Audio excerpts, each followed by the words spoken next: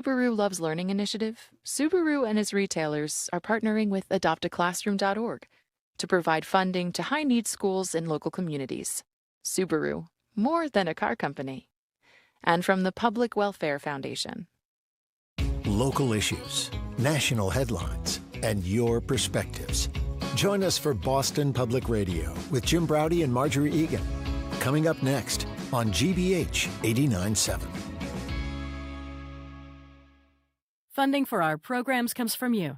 And Newbury Court, serving Concord, Massachusetts for 30 years as a not-for-profit continuing care retirement community dedicated to older adults. More at newburycourt.org. The challenges, the setbacks, and the sheer power needed to send humans into space are all celebrated as NOVA follows the Artemis II mission beyond Earth's orbit. Watch Return to the Moon tonight at 9 on GBH2. This week on Under the Radar with Callie Crossley, Governor Maura Healey signs legislation ensuring protections for immigrants against ICE. A Latina power hat sells out after causing a political debate. And how are candidates trying to mobilize the Latino vote this fall? It's our Latinx News Roundtable. That's Under the Radar with me, Callie Crossley, tonight at 9 here on 89.7 GBH and the GBH app. You're listening to 89.7 WGBH HD1 Boston. Online at gbhnews.org. GBH News. What matters to you? I'm Jim Braude, head on BPR and GBH and NEPM live from the library. We'll start today with Trump's Air Force One disappearing act, his mid-meeting Oval Office naps, his latest retaliatory prosecutions, and his incompetence in Iran. Can you take another 2 years of this? Call or text. Then Congressman Seth Moulton joins us to talk about his Senate primary campaign against incumbent Senator Ed Markey. And Eastern Bank's chair, Bob Rivers, stops by to discuss his plan to increase housing in Massachusetts. I'm Marjorie Egan, and Hour 2 is the August edition of Ask the Mayor with Boston Mayor Michelle Wu. She'll answer our questions and yours on city street safety, housing, the upcoming school year, and the latest on a property tax battle. If you have a question for the mayor, come on down to the library and ask her in person, or call or text us. All that ahead, BPR live from the Boston Public Library.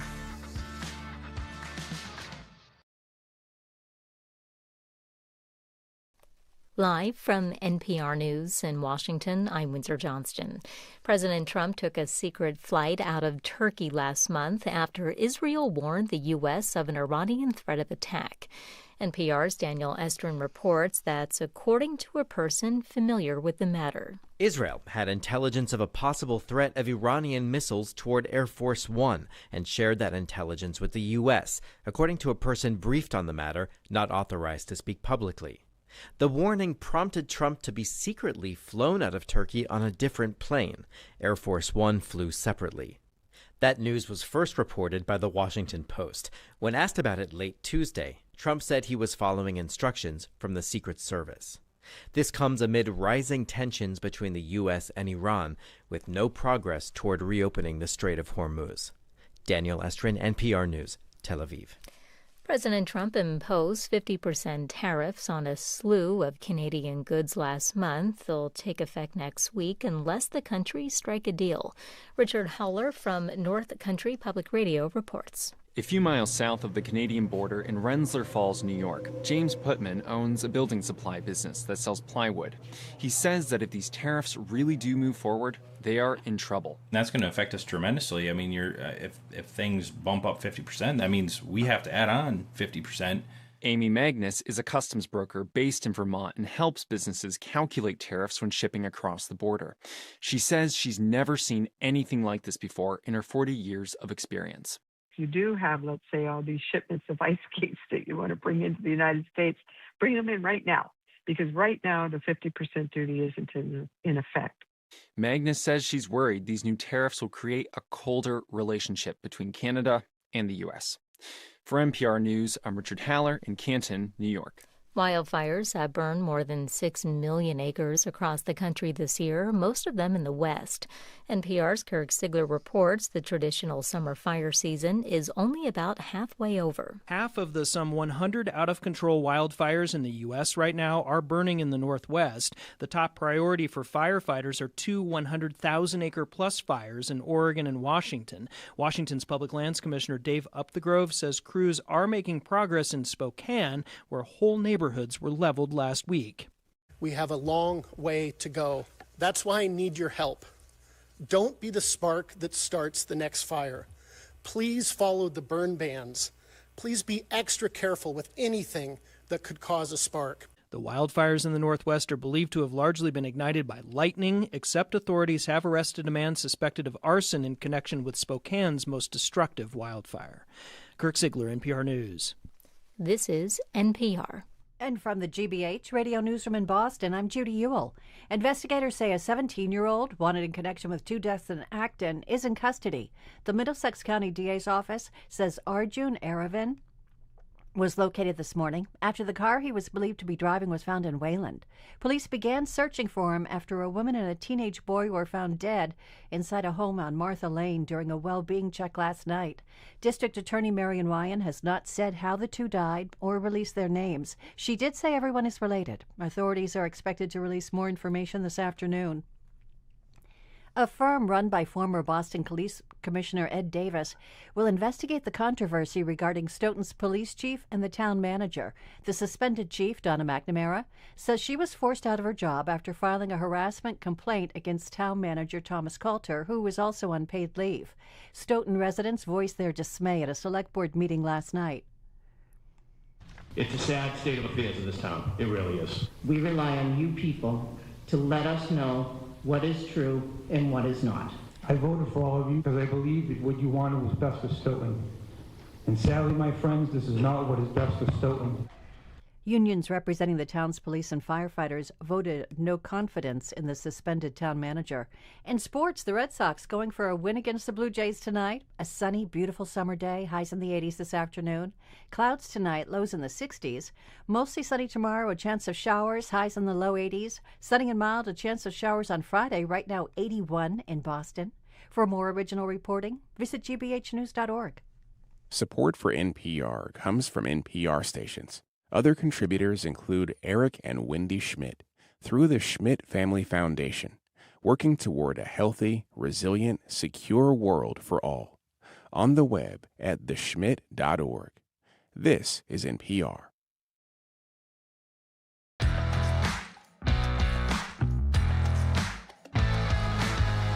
Welcome to BPR and GBH and 80 p.m. Jim Browdy and Marjorie Egan. We are broadcasting live from the Boston Public Library. Thank you. And streaming at youtube.com/GBH News. At 11:30, we're going to be joined by Congressman Seth Moulton. He, of course, is running to succeed Ed Markey as a senator from Massachusetts. At noon, it is Ask the Mayor with Michelle Wu. She'll take our questions and yours. And tomorrow, we're going to be joined by Congressman Jake Auchincloss. Hello, Jim. Hey, can I add one to tomorrow also? I'm really looking forward to this. David Steiner is going to join us tomorrow. Oh, he gosh. is half of this Natick couple who were terrorized by eBay. And terrorized is the word. And to their credit, they fought back. And it's an incredible, painful, and wonderful story.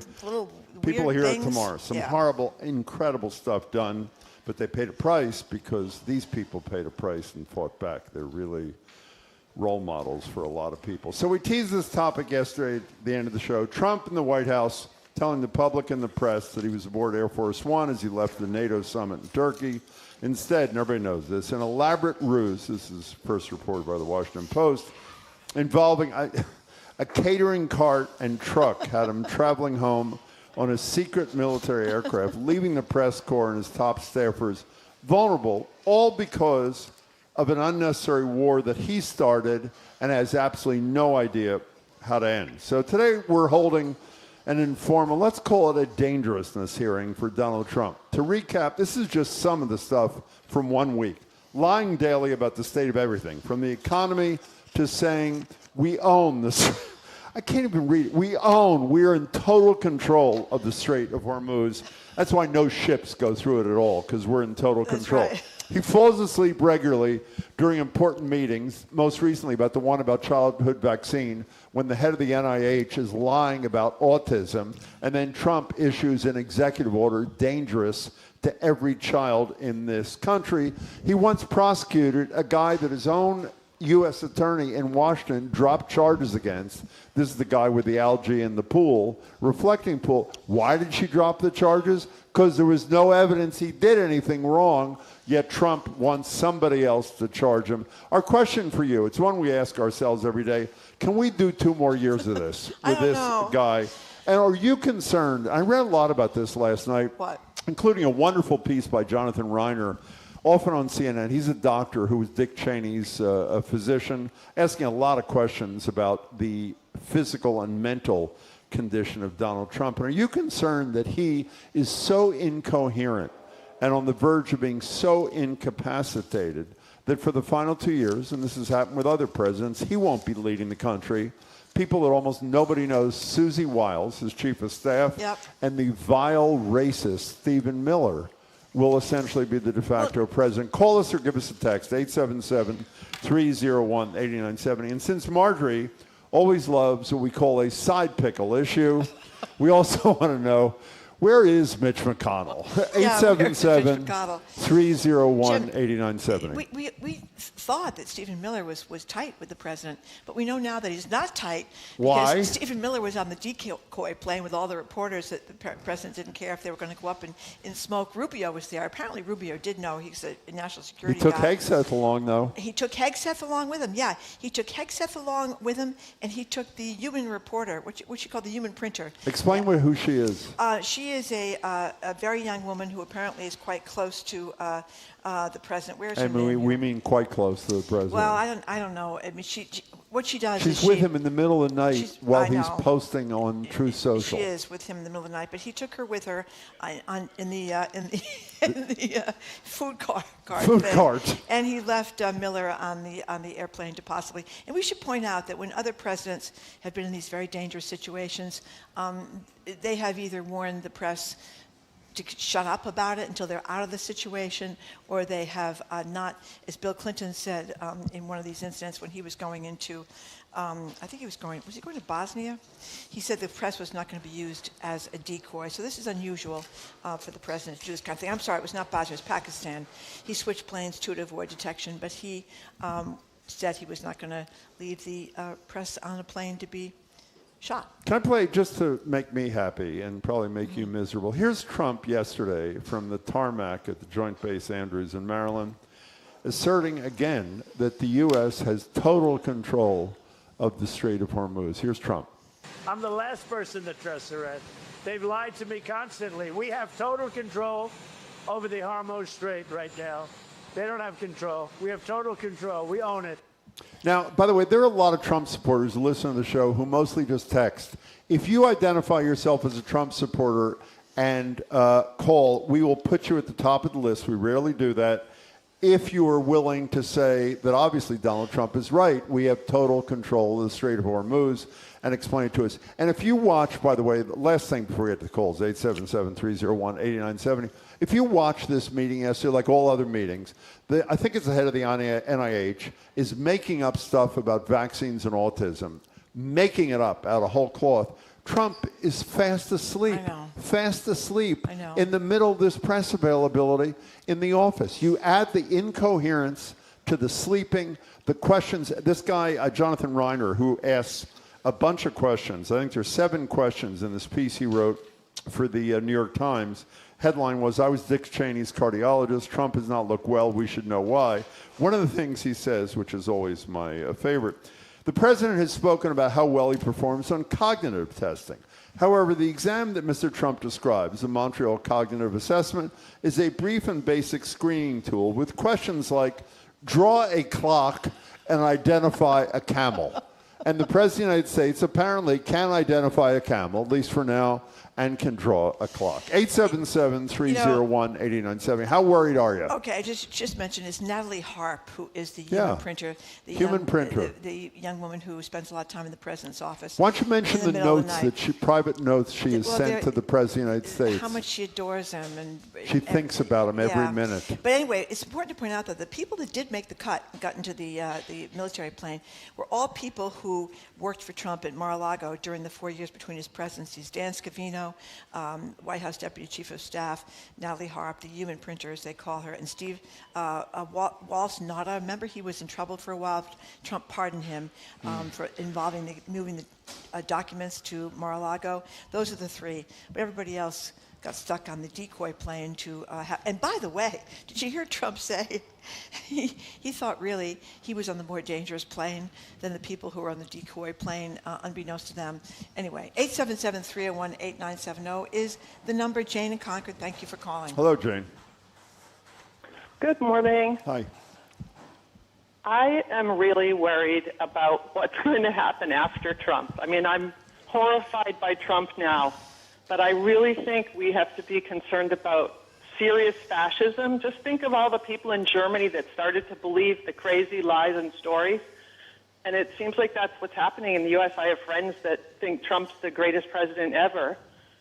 And he just does so many crazy, stupid things, and people believe what he says. It's awful. Why do you say you're worried about what comes after Trump? I have to say, and we've been saying it for a while, but my concern has grown exponentially. Are you not concerned about how we get to after Trump? I mean, how do we get through 2 years and X number of months of this sickness? Yes, so I'm very worried about the next couple of years. But over the weekend on NPR, one of you heard the book Nerd Reich, the Silicon Valley Fascism and the War on Democracy book discussed? I know about the book. I didn't hear that. But go ahead. Yeah, and there's another book that I can't remember the title, but they're talking about how like the bro technology people truly believe that we don't need democracy and we need dictatorship and Peter Thiel and all this awful stuff, and they have a lot of financial control. Wait, that was the response to my question about how are you not worried about the next 2 years? Doesn't that make you worry more? That's Vance that's in with that crowd. I think that's what you're talking about, Jane, right? That he and Peter Thiel are very tight, and these the Silicon Valley people. Yeah, and he's the vice president, obviously. Hey, Jane, thanks for the call. And you know what's also so troubling? The guy that's the Republican running for the U.S. Senate from Michigan, who used to be, I think, House Chair of the Armed Services Committee, I think, Rogers. And this is a guy who when he was a congressman, was criticizing Trump because of pretending he won the 2020 election, how dangerous it was. Now that he's a Republican nominee running against El Sayed, there are a lot of issues around election integrity in 2020 we have to look into. Meaning, with Tillis gone, who was a coward until he decided to resign from North Carolina, with Cassidy, another coward, from Louisiana, the doctor who voted for RFK Jr. and voted the other day for Todd Blanche.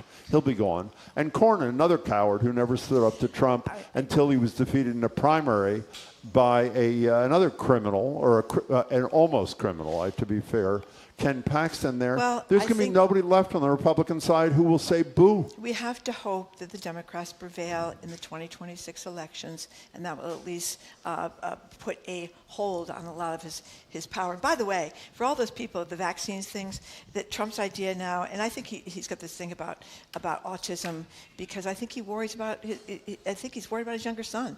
I think he was 60 when he had that kid, or roughly, something like that, and older men, and has been linked to autism. That maybe there's something little off about his youngest son. He doesn't. That what makes him think it has to be the vaccine, nothing to do with him. But just imagine. Measles, mumps, rubella. Usually, you have to get it. You have to go and get it. You get them all three at once, right? He doesn't want that anymore. That's one shot for the kid, and that one day, and then you have to make sure the kid doesn't get a fever. He wants you to bring him separately. Go once for measles, then come back and get mumps, and then come back and get rubella. 3 shots instead of 1 shot. I mean, nobody wants to do that, Jim. Well, particularly young people who are doctors that care for young children. almost universally oppose what he's proposing. Yeah, and young parents that have to deal with worrying about the child at every shot and screaming at every shot and worrying about having to take time off from work. It's crazy. David from Connecticut apparently thinks Trump does have everything under control. So, David, welcome to the show. Glad to have you. What's up? Hey, how you doing? Thanks for taking my call. Pleasure. Yeah, I'm just wondering, who do you believe does control the Strait of Hormuz? I don't believe I know who controls the Strait of Hormuz. Iran. Yeah. And let me ask you, can I ask you? You can ask anything you want. I asked you to call, and you were kind enough to call. Ask away. Right. No, what I'm saying is, if Iran controls it, why don't they kick the U.S. out of there? They have. What's the next question? But we're still there. No, excuse me. How many ships are passing through the Strait of Hormuz? And the fact that they aren't is why the cost of living in this country is totally out of control, as I'm sure you know, David. So it is out of control. It What? is out of control. But I think it's. Let me ask you a question. You already did. Ask a third. Joe Biden. Do you think Joe Biden's cognizance was better than Trump's cognizance? I don't do those what-if questions. David, with all due respect, and I really appreciate calling, whenever a Trump supporter has no idea what to ask next, they say, what about Joe Biden? We don't do the what about thing on this show. We talk about who's president now, and when there's a next president, we'll talk about him or her. But thank you for your excellent call. We appreciate it. And anybody else who is a Trump supporter who wants to call, we'll pop you up and you can ask the same questions. Well, I think he keeps thinking that since so many people have believed the lies he's told right along, that they'll keep believing the lies he's told right along. It's hard to believe the one about the Iran Strait being totally open when we know that it's not. It's not. You know, we've said this many times on the show, but for new listeners and for people who've not seen some of the incredibly wonderful documentaries that Michael Kirk has done for Frontline, this whole lying relentlessly and thinking it will convince people, which it does, unfortunately, all goes back to a housing discrimination lawsuit when Donald Trump was a private citizen. Who was his lawyer? Roy Cohn. From McCarthy committee hearings. And Trump lost a racial Trump, as in Donald Trump, lost a racial discrimination case around housing, lost it across the board. And what Roy Cohn, his lawyer, said to do was to go out and say they won. And he relentlessly did it. And the lesson he has learned that he has perfected, and I mean that not sarcastically, is when you lose, you say you win. And if you say it enough, there's at least a core of people, and on election time, a majority of people, or at least a plurality, who will buy it. Well, we forgot to mention that Mr. Pillow, Mike Lindell, lost in Minnesota. He was the one that was, he was sued successfully by these election machines for lying about the election machines. He's lost again. Now he's still blaming irregularities in the election. He's going to come up with the proof any day. He said he is right under the pillow. Zach in Springfield, welcome to the show. Hi. Hi, Jim. Hi, Marjorie. Hey. Hi. What's up? So, yeah, basically, we're kind of seeing a manifestation of the problem we've been afraid of since 2015, that he was going to tweet his way into a crisis that he couldn't get out of. We saw with COVID kind of, he wasn't able to tweet his way into it, but he certainly made a mess of things, and he couldn't bluster his way out. He can't do it with Iran now either, because the war went hot. We got stuck with things. I agree, Jim, I think we're in a very dangerous phase these next couple of years where he might do something worse. And to put a fine point on it, to any caller that asks about that Biden's cognition, he never got us he didn't start a war in his term like this, so. But also, I hear you, Zach, but a comparative analysis does not help get us out of Iran unless there's a history lesson that might apply now. But it's when you can't defend Donald Trump as a Donald Trump supporter, you always resort to Barack Hussein Obama and Joe Biden. Well, can you imagine? Zach, thanks for your call, though. Appreciate it. I shouldn't do the whataboutism, but I will do it in this one instance. Can you imagine if Barack Obama got on a different plane and left his aides and White House staff and the pilots on the crew and all the reporters on the decoy plane and just took off? Can you imagine the uproar? He would be called the low-T president, Jim. That's what he would be called. Now, by the way, this will make you happy. Our staff, apparently, I don't know if it's from the Washington Post, whatever. Oh, no, we have exclusive cockpit audio from the decoy plane. Here it is. Cleared for takeoff. Roger. Huh? LA departure frequency 123.9er. Roger. Huh? Request vector. Over. What? Flight 209er clear for vector 324. We have clearance, Clarence. Roger, Roger. What's our vector, Victor? It makes Marjorie and me laugh. Of course, That's it's from the only reason we great do it. and hysterically funny movie Airplane, which still holds up. They could never show it today, though. It's very un-PC. But, you know, the guy, remember that Harrison Ford movie in '97, Air Force One, about the Air Force One being hijacked? I don't Yeah, remember the guy that wrote the screenplay for that was queried about the instance with Mr. Trump getting on a different airplane. And he said it would be very difficult to make a hero out of the person that got into the snack trolley, as one of our texters call it, and rode in a military airplane. An anonymous texter says, I hear Mitch McConnell is busy catching up with Senator Grassley's vacuum cleaner. We're going to discuss this on Friday. great There is story. a beautiful story in the New York Times. Chuck Grassley is a United States Senator from Iowa who is a mere 93 years old. And there's actually, the part that is real is there's a beautiful story in the New York Times about his sadness that his vacuum cleaner, its name was Beth, I think it was, he named it, I forget which the had name. been in his family Yeah. for more than half his life, I think It was a great 47 story. years. I'm not a big What a fan great loss it was. of Chuck Grassley, but No. this made me like him more, hearing about his attachment to his You vacuum know what Chuck cleaner. Grassley believes in? Cameras in the courtroom. Well, there you He's go, right Jim. on one thing. There you go. Let's go to Chris in Gloucester. Welcome to the show. Hi, Chris.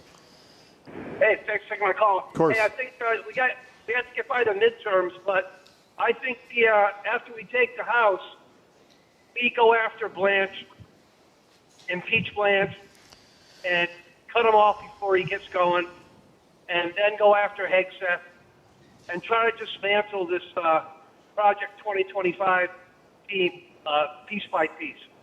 Well, I think that's part. Well, we'll find out. We're going to have a Democratic congressman with us in about 5 minutes. We'll find out what their plan is if they take over. They do take a majority in the House, and thank you for their call. 877-301-8970 is the number. Joseph in New Hampshire, thank you for calling. Hello, Joseph.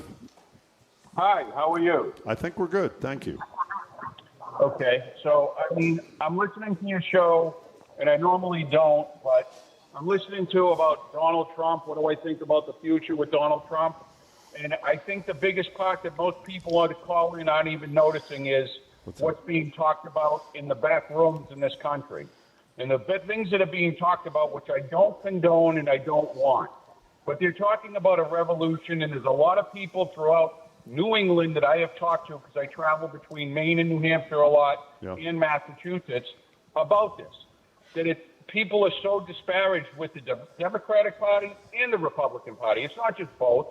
I mean, we have watched, as I have watched over years, I'm 62, I have watched while things in the political system, they're going to go after this one, they're going to go after that one, and nothing is ever done. Everything's whitewashed. No one goes to jail. No one's ever prosecuted, and nothing has changed.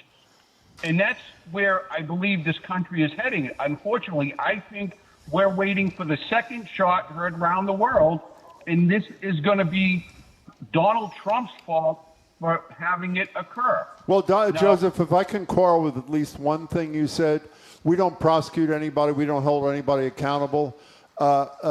Hundreds of people were prosecuted for their effort to overturn the government of the United States at the behest of Donald Trump on January 6th.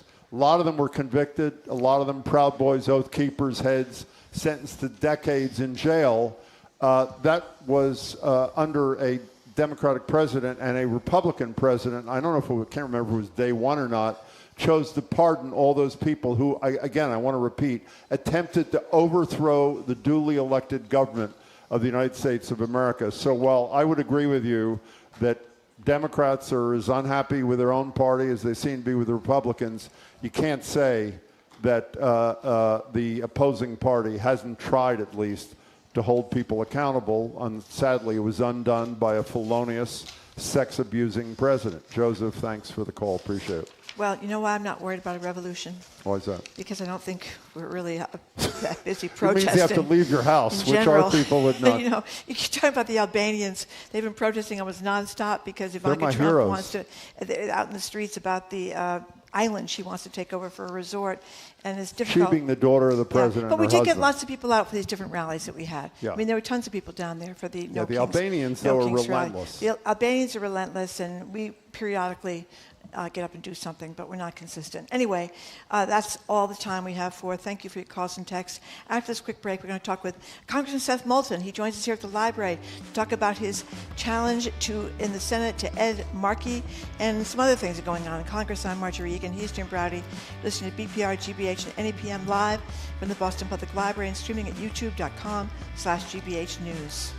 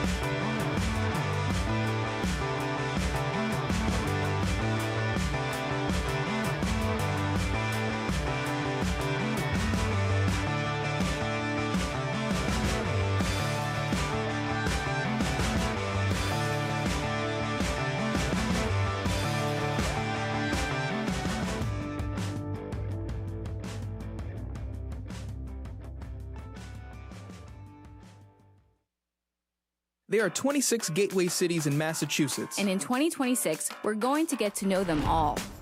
But we need your help. We want to cover what matters to you. We want to hear what concerns you have, what you're proud of, and what you want people to know about your community. So if you're in a gateway city, we want to hear from you. Reach out to us at gbhnews.org/gateway cities. 26 in 26. That's gbhnews.org/gateway cities. Our programs are made possible thanks to you. And Modern Pest Services, providing integrated pest management for Boston homes and businesses. Modern Pest uses a prevention-first approach to seasonal pests to help target the source of the problem. Learn more at modernpest.com. And the Boston Speaker Series, announcing its upcoming season at Symphony Hall for 7 evenings, including Pete Buttigieg, former UK Prime Minister Boris Johnson, historian Doris Kearns Goodwin, and former U.S. Ambassador to China Nicholas Burns. BostonSpeakers.org.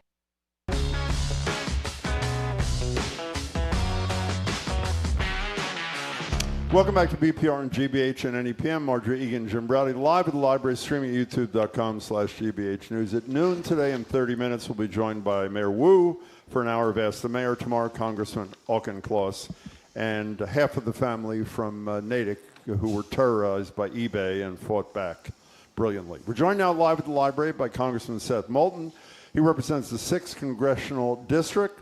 He is running in the Democratic primary for the Senate against the incumbent Ed Markey. We spoke with Senator Markey last week on the show. You can find that interview at youtube.com/GBH News. Congressman, good to see you. Thanks for being here. It's always good to be back. Pleasure. Yes, thank you very much Thanks for for joining us, Congressman Moulton. So tell us why you want people in Massachusetts to vote for you instead of Ed Markey. Because I think we need a new generation of leadership in the Democratic Party. I mean, you just can't look at what's going on in Washington or even here at home in Massachusetts and say that the status quo is working.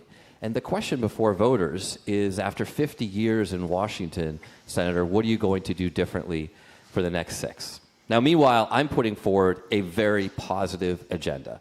I've been on your show many times talking about my regional rail agenda. I'd love to get into that today, how we can bring down housing prices, what we need to do to bring down electricity prices here in Massachusetts when 1 in 3 people in the state thought about leaving last year just because costs are so high. How we ensure that everybody in America gets health care when the Republicans are trying to take it away. And how we reform our education system so that my kids 5 and 7 actually, who are going to grow up in an AI-enabled, automated world, can survive and thrive, because the education system needs to be reformed to meet the challenges of this new world. Yeah, just to clarify, because you've occasionally said a complimentary thing about Senator Markey. If he wasn't 80, if he was 50, would you be running against him? Well, I think the question is this working? That's really the question, right? It's not just about the age. Is the status quo getting things done? So and if you were honestly 50, you'd be running too? No matter his age is not the critical ingredient. It's you'd be running against him even if he was not 80 years old. Look, the problem is the Washington establishment. That's the fundamental problem. Now, I'm not going to say that age is not an issue, though, because if you think about it, he would be 86, closer to 90 at the end of his next term than 80. If we win back the Senate, it will almost certainly be by just one vote. And we can't afford to lose a vote due to a health issue or anything else. It's one of the reasons why I've said that we should be just transparent about our health records. That could mean another conservative Supreme Court justice, another Trump appointee, just because we miss a vote. And I don't think that's a risk that voters in Massachusetts should take or that the party should take, given the stakes are so high. Speaking of the Supreme Court, are you for court expansion? Kamala Harris the other day said we should expand it to 13, as many as federal districts as there are. Are you? I am for everything being on the table because the Republicans are willing to fight harder for this than Democrats in the United States Senate right now, and that is wrong. I mean, you look at what they did to just railroad in these Supreme Court justices like Brett Kavanaugh, who couldn't even be honest in his confirmation hearing. I mean, I was out on the Supreme Court steps the next day saying this guy does not deserve to be a Supreme Court justice, not just because of his extreme views, but because he couldn't even be honest in his confirmation hearing. Is there anything that shouldn't just be on the table in terms of Supreme Court reform, but that you actually support, that you would fight for in the Senate? Like, first of all, I've talked about expanding the court for a while. Do you support expanding the court? I think, again, it should be on the table, and that should be maybe that's not where we end up at the end of the day, but absolutely should be a bargaining chip. We obviously need basic ethics reform in the Supreme Court. I mean, these guys gallivanting off with conservative billionaires and thinking that that doesn't influence their decisions is absurd. You know, let's review some of the things that were discussed in the debate the other night. You took a lot of grief several months ago when you talked about trans kids that didn't want your little girls when they grow up to be run over on the field, and you apologized for that in the debate. But I wasn't clear. Are you now saying that trans kids should be able to compete, trans women should be able to compete in men's sports or boys' sports in high school and college, or not? No, look, I've never weighed in on the details of that debate. I've never said I'm an expert on it. What I am saying, my full quote was, we need to be willing to discuss this as Democrats. If we are not willing to have this debate, then the only people that will are the Republicans, the MAGA Republicans, who have put forward piece after piece of hateful legislation. What I made clear in the debate, I have done this several times before, is that my intention was never to hurt anybody. It was, and anybody who was hurt by those comments, on top of all the pain that they're experiencing with Trump and everything, I feel bad for that. But my intention absolutely is to say, Democrats need to have this debate too. Don't just cede it to the Republicans. So if you had the debate, where would your vote be? Would it be for trans women in high school sports and college sports, or not? Marjorie, I'm just not an expert on the issue. Okay. I'm just saying that what kind of political party are we if we can't even have debates on contentious issues? Okay. And that's how we actually fight forward on other things. Like, how do we ensure that they are guaranteed health care access when Republicans are trying to take that away? How do we ensure that people don't get fired for who they are or what they wear to work? Those are things that Democrats should be fighting forward on. But when we can't even have these difficult debates, we're not doing that. Another issue is immigration, in fact. I brought this up in the same New York Times interview back after the 24 election, where it's interesting. I've done 53 town halls across the state, which is an interesting contrast to the one that Senator Markey has done. And I get a lot of questions from constituents. One question that I often ask them is, how many of you are opposed to Trump's immigration enforcement? Unsurprisingly, every hand in the room goes up, right? But next question, how many of you can tell me what Democrats' immigration policy is? Not a single hand. I mean, I've asked thousands of voters this question, right? And yet this was like the biggest issue in the 24 election. It's the biggest domestic issue before us today, as ICE is terrorizing cities and shooting people in the streets. And so I've put forward a very clear 3-point immigration policy. One, not just abolish, but prosecute ICE. I think I was the first Democrat to use that verb. They need to be prosecuted for breaking the law. Number 2, have an immigration system that incentivizes people to come here legally, not illegally, because frankly, it's easier to walk across the border than go through the bureaucracy right now to become a citizen, and that's totally backwards. And 3, you need a pathway to citizenship. But the point is, Democrats need to lead on these issues. Everyone knows one thing about the Democratic Party, which is that we're opposed to Trump.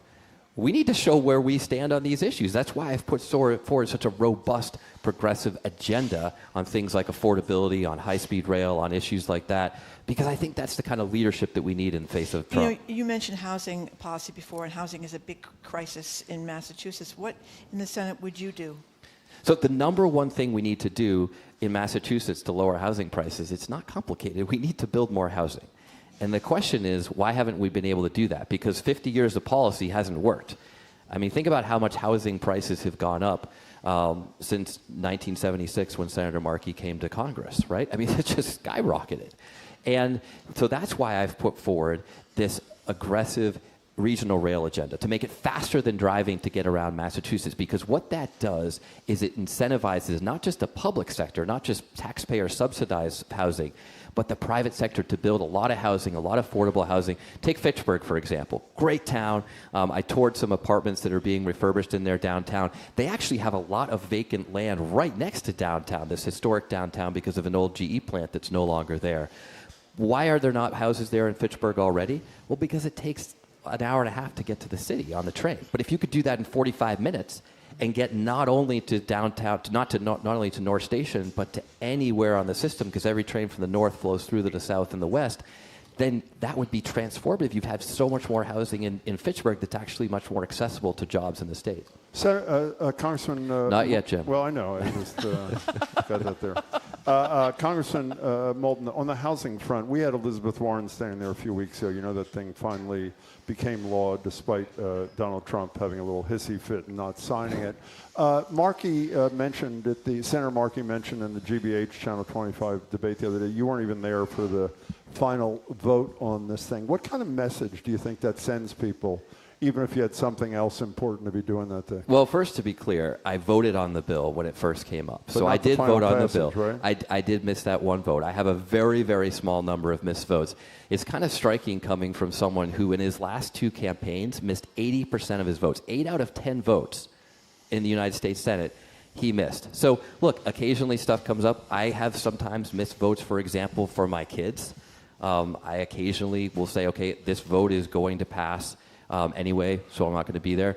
But the reality is this is another example of him sort of deflecting from his record, which is pretty abysmal, and trying to attack my own. We're talking to Seth Moulton, who is a current congressman running in the Democratic primary September 1st against the incumbent Ed Markey. I want to stay on the debate for a second. The moment that got the most press, I think, by far, was when you each got to ask each other a question. Here's the question you asked Senator Markey. Here's Congressman Moulton. But I just want to ask one question. And I ask it from the perspective of a father of 2 young girls at home. Why would you even take a meeting with a lobbyist on behalf of Jeffrey Epstein? Just how could you do that long after he was convicted? Do you regret having asked that question? You got Absolutely a lot of blowback not. from This that. is a question voters should ask. I mean, Don't you this think is it's publicly... But when the underlying issue around Epstein is the horror that was visited on young girls and the suffering that they've obviously lived with, some of them not living anymore, don't you think it sort of cheapens that when you're asking a question about whether or not he met with a lobbyist about the president of Senegal's son? Let's be clear. He met with a lobbyist hired for hundreds of thousands of dollars by Jeffrey Epstein to try to get his sex trafficking friend, this guy you're talking about in Senegal, out of prison. You don't and know it's that. exactly... You don't, Congressman, respectfully, you don't know that you're in No. PolitiFact. Your spokesperson, Taylor Hebel, is quoted as saying, "Nowhere in our post do we claim that Markey knew that Epstein was involved in Wade's case." That's your own spokesperson saying we don't even have proof of that. Jim, have you looked at the emails? I have the Crow emails. Yeah, I have. I mean, the emails are very clear. What's about your own what this spokesperson, is. though, Congressman? Okay, but look, the emails are very clear about what the point of this meeting is and why. I mean, Epstein was back briefed on the meeting, but my question was just about why you would take the meeting, and to me, that goes to the heart of your question, which is after everything you've said about how horrible this guy is, which people knew, why would you even take a meeting with him? Do you know that Senator Markey met with this lobbyist?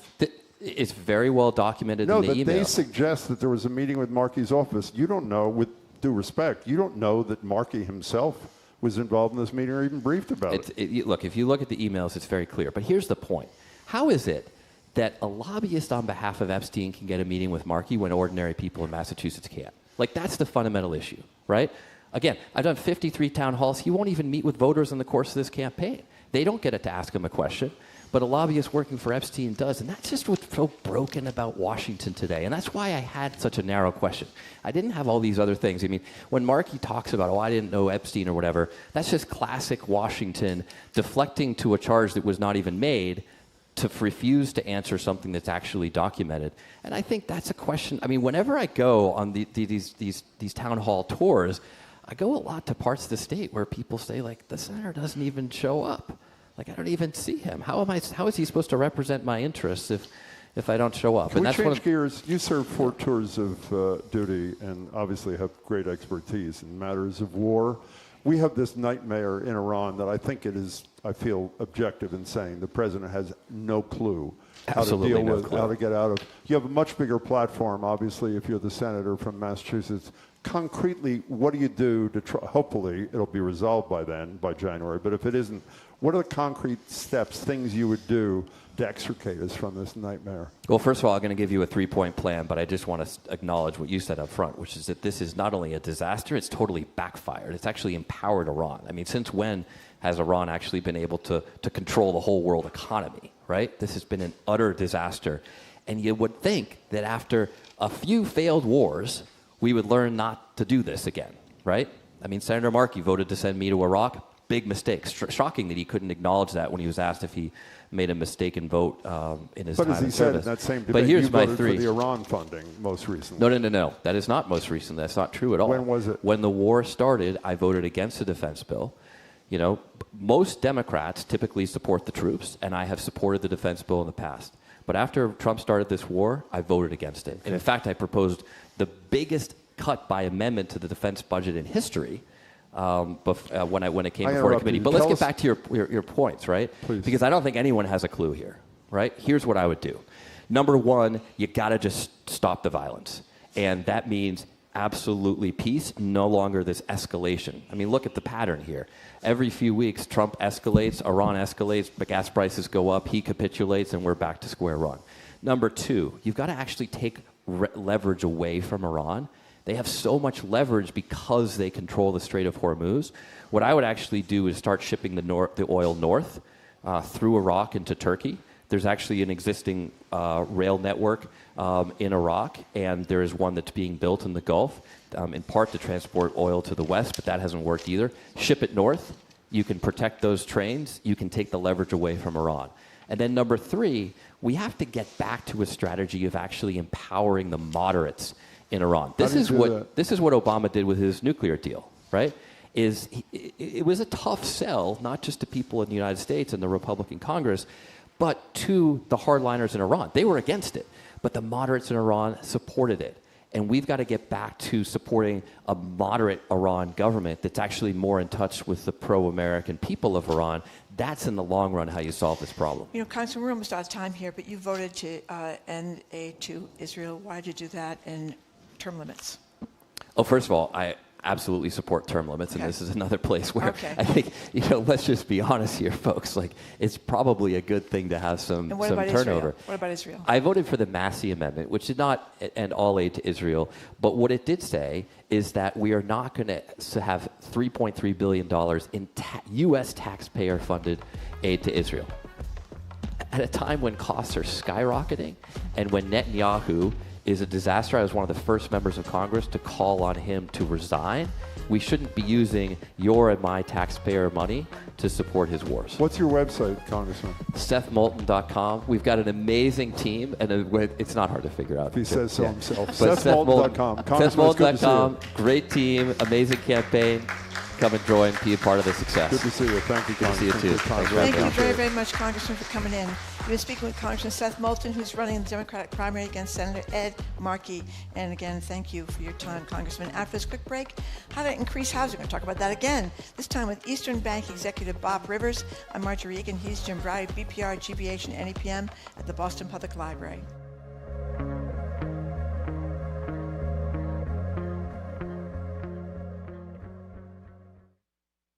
I'm Jared Bowen. Today on The Culture Show, this summer, extreme heat has made cities around the world increasingly dangerous places to live. Baking streets, taxing infrastructure, and turning something as ordinary as waiting for a bus into a health risk. Mahesh Daas, president of Boston Architectural College, joins us to ask how cities can adapt to a hotter world and whether access to shade should become a civic right. That and more on The Culture Show today at 2 on GBH 89.7. Support for GBH comes from you. And Bryant University, built around learning by doing since 1863. With industry partnerships, learning labs, and more, Bryant is committed to helping students gain the AI fluency and confidence employers demand. Bryant.edu. And Newport Mansions, presenting Loyalty or Liberty, a new play exploring the difficult choices Newporters faced during the American Revolution. Performances at Hunter House in Newport, Tuesdays and Saturdays. NewportMansions.org.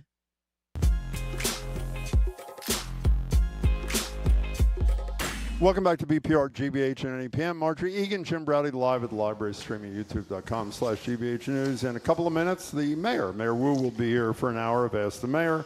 Tomorrow, Congressman Jake Auchincloss and a courageous half of an incredible couple from Natick that were terrorized by eBay and fought back. There's a new push by some business leaders to back a new ballot measure. It would be question 7 in November. It would require many communities to allow single-family homes on smaller lots. It's a move that advocates say would help increase the number of more affordable so-called starter homes. Leading the charge to secure political and financial support for this question is Bob Rivers. Bob is the chair of the board of directors for Eastern Bank Shares and Eastern Bank. And I have to say, one of the few high-profile business leaders willing to stick his neck out on issues that matter to a wide swath of people in the state. Great to see you again, Bob Rivers. Good to see you too, Jim. Thanks for being here. So, you, Michael. Before we get to what you're going to do about housing, there's been a lot in the papers, TV. We're going down the tubes around here. Everybody's leaving Massachusetts. Nobody can afford to live here. You know, MIT, they're getting all the grants, and Harvard, and all that kind of stuff. You had a great quote in a piece. This is from a year ago. But we've got to stop whistling through the graveyard. Bob Rivers said the trends are moving in the right direction. Are they still moving in the right direction a year later, or should we be worrying about abandoning the ship here? Not at all. No, I think at this point things have sort of bottomed out, if you will, and are starting to stabilize. And I think it's by the actions of many people, most in particular the Healy-Driscoll administration and some of the things that they've done. Downtown office real estate has begun to stabilize. It certainly is not back where it was.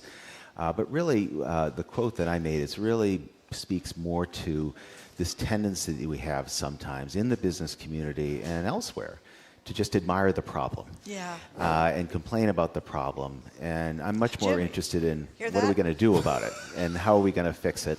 And there's no one silver bullet to anything, but I think it takes all of us to step up and do what we can to move the trends in the other direction. You know, by the way, before we continue with this topic, Derek, who is one of our favorites, who keeps us safe here at the library, says before he worked here, he worked at Eastern Bank. Quote, I know Bob Rivers. He's the, and we can't say the word he used, but it means he's the best. So you have a pretty good endorsement from our friend Derek over here. You know, Bob Rivers, when I moved here, there was something called the Vault, which was a bunch of powerful people like you in the business community that met. Some of the problem was behind closed doors, et cetera, but they got deeply involved in things that mattered. After that, there was a guy by the name of Jack Connors, who snapped his fingers and legislation would happen on Beacon Hill. Sure. Jack died, sadly, not too long ago. It seems to me that we have a dearth of business leaders willing to stand up in this community and address, whether I agree with their position or not, major issues unless they affect directly their own business. Is that a fair picture of where we are in 2026? Sadly, I think it's very fair, and I think it's a function of the fact that Boston is no longer the headquarters city that it was back 30 years ago when the Vault was in full force. Back then, the Vault was comprised of many companies that no longer exist, lots of banks that consolidated into one another, other companies that have been purchased by other companies outside of the state. And what it's led to is you've got two groups of people in the business community. You've got some that have a lot of will, but they have no agency or resources. You have another group that has lots of agency and resources, but they don't have the will. And what I mean by that is those companies that are headquartered here unlike the Vault 30 years ago, are no longer have their business almost entirely here. They have places elsewhere throughout the nation, throughout the world, that sometimes compromise and limit their ability to lean in as much as they used to here. Yeah, but one last thing about this, then we're going to get to the housing thing. It seems to me if you're part of a community and you have power and you choose not to use at least some of it, shame on you. I mean, a bunch of years ago, you led the charge to defeat this effort to repeal protection for trans people in the state. I don't know if that was benefiting the bottom line of your bank. I would assume. No, it was consistent with our mission. It was an important, exactly. Yeah, and right. It was important. I mean, this might be a naive question. I don't understand why there's not more of that. I'm not suggesting that every business leader drop everything and speak to our housing crisis and the whatever the hell it is. But it's so rare to hear it. It's painful. So when you reach out to these guys or women and say, I want you to join me with X, when they don't join you, what's their excuse? I think there's lots of reasons. I remember back when Dobbs was passed a few years ago. And I went up, Repeal of Roe v. Wade. Yes, the removal of Roe v. Wade. And I approached one of the CEOs of one of the largest companies headquartered here in Massachusetts at a reception. And I said, you know, we've got to do something about this. And his response to me was, well, when you get letters from the district attorney of Texas or of Florida, let me know. Now, he knew darn well, because we're a community bank that's entirely rooted here in Massachusetts and eastern New England, that I'm not going to get those letters. So you hear those kinds of things that set people back, that things they might do here that they don't like over there compromises their business over there. Who's that guy? I can't say. Okay, we're talking to Bob Rivers. Tell us about this thing that ended up on the ballot, question 7. What would it do? Well, I mean, it really would help be another piece, and again, it's not a silver bullet, but it's another piece to gin up more housing production here in Massachusetts. And this one is very personal to me. When my father bought his house in Stoughton, Massachusetts in 1968, he paid $18,000 for that house, for a house that is on less than a quarter of an acre. And that's what we're talking about here. He had a mortgage of 6.75%, about the same as today. And he paid $110 a month in principal and interest, 18% of the median household income at the time. Fast forward, that same house today is on Zillow for $650,000. And if you were to buy it today and pay the same mortgage rate, his P&I payment would be well over $4,000, and his percentage of the median household income would be over 50. Yeah. And it's really a function of zoning. Here in Massachusetts, the average new home is on lot sizes of at least 20,000 square feet. Now, that's not all that huge in perspective. It's about a half an acre.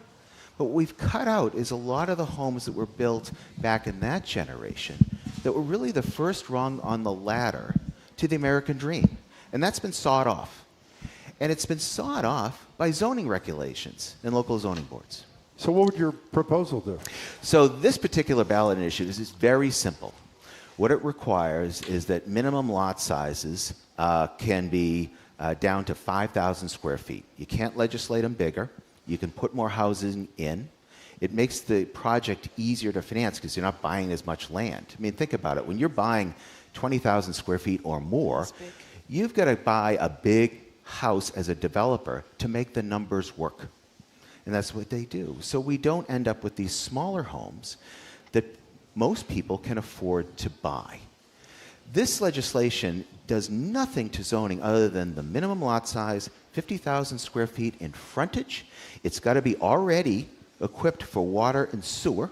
50 feet in frontage. 50 feet in frontage. 50,000 frontage. You know, hold on for a second. I was stunned to learn that 80% of Massachusetts does not have sewers. Yeah. They're on septic tanks. It's a big issue that we don't talk enough about in housing, So that is means the access to water and sewer that really restricts And I us. was just thinking about that. That's probably some of the big suburbs with a lot of land. So that's going to, I don't mean to burst a bubble here, but that's going to limit how many homes you can do, right? It certainly is. But the good news is there's enough of these opportunities out there that it's estimated that somewhere between 3,000 and 6,000 units can be built. Now, again, that's a drop in the bucket against our $220,000 goal in the coming years. But I think all the things that we've seen happen in housing, every single one matters. There's not going to be one thing that solves it, but anything that we can do to drive more supply is going to improve affordability. And I just want to make sure, so if this ballot question passes, we saw Charlie Baker's effort to have more, you could rezone around the T, and towns are fighting it, and it seems like it's, litigated over and over and over again. Would this just say you got to do it? No, or we have 351 towns, however many towns would be affected. It would say you had to do it. You had to do it. But the zoning, not the building. No, but I the mean zoning. in his ballot would thing. mandate the zoning. Again, it's the plot of land that is being legislated. It has nothing else about restrictions on height, on setbacks from wetlands. It does. The counter argument is it undermines local control. It really doesn't in so many ways. It just requires that we're building more homes on smaller lots that are more affordable. Well, let's speak to that for a second. First of all, our research on this, which was not exactly deep, but because it wasn't hard to find, there's virtually no opposition to this except Mass Municipal Association's concern because they want all this zoning to be decided locally. If there's virtually no opposition to this, instead of doing a ballot question, we got to raise a ton of dough and spend months campaigning about this. Why didn't the legislature just pass the damn thing? I really can't speak to that. Raise your right hand when you answer this. I know the answer. Can I answer my own question? Please. Because they won't almost never do anything that requires a city or town to do something. A rare exception to the credit of Governor Healy you mentioned, these granny flats, the accessory dwelling units. Yep. It's not a local decision. It is mandated by the state. Your thing would be mandated by the state. And the legislature doesn't have the courage to stand up to cities and towns and say, we have a housing crisis. We're going to require you to have this zoning change. But in fairness to the legislature, I think we're making a lot of progress in the legislature around issues of housing. Healy Driscoll put forth and got passed a record-sized $5 billion housing bill. There's been a number of zoning changes that are made. ADUs have come through. Yigby, yes, in God's backyard, that allows developable houses on religious properties that are largely abandoned in some cases. Again, it takes some time, but we got to get on this very quickly. But the reality is, you said, I don't want to say, I don't know why they did it, but it would have been far better if they had done it, and we'd be X number of months ahead of the game, and you'd be able to spend the million or whatever you're going to raise on something else, right? Sure, but I could point to many other things. Well, point to some other things. That's my next question. Well, point to some other things that matter to you that you think the legislature, the governor should do, the public should support. What are some other issues the business community should be getting behind? I think in many of them revolve around this ballot initiative process, which is broken. And it allows a very small group of special interest people on all sides of the political aisle to put forth initiatives that override the legislature by law. That has to be fixed. And I think there's a lot of times if the legislature isn't able to move these things forward, isn't willing to move these things forward, they end up on the ballot.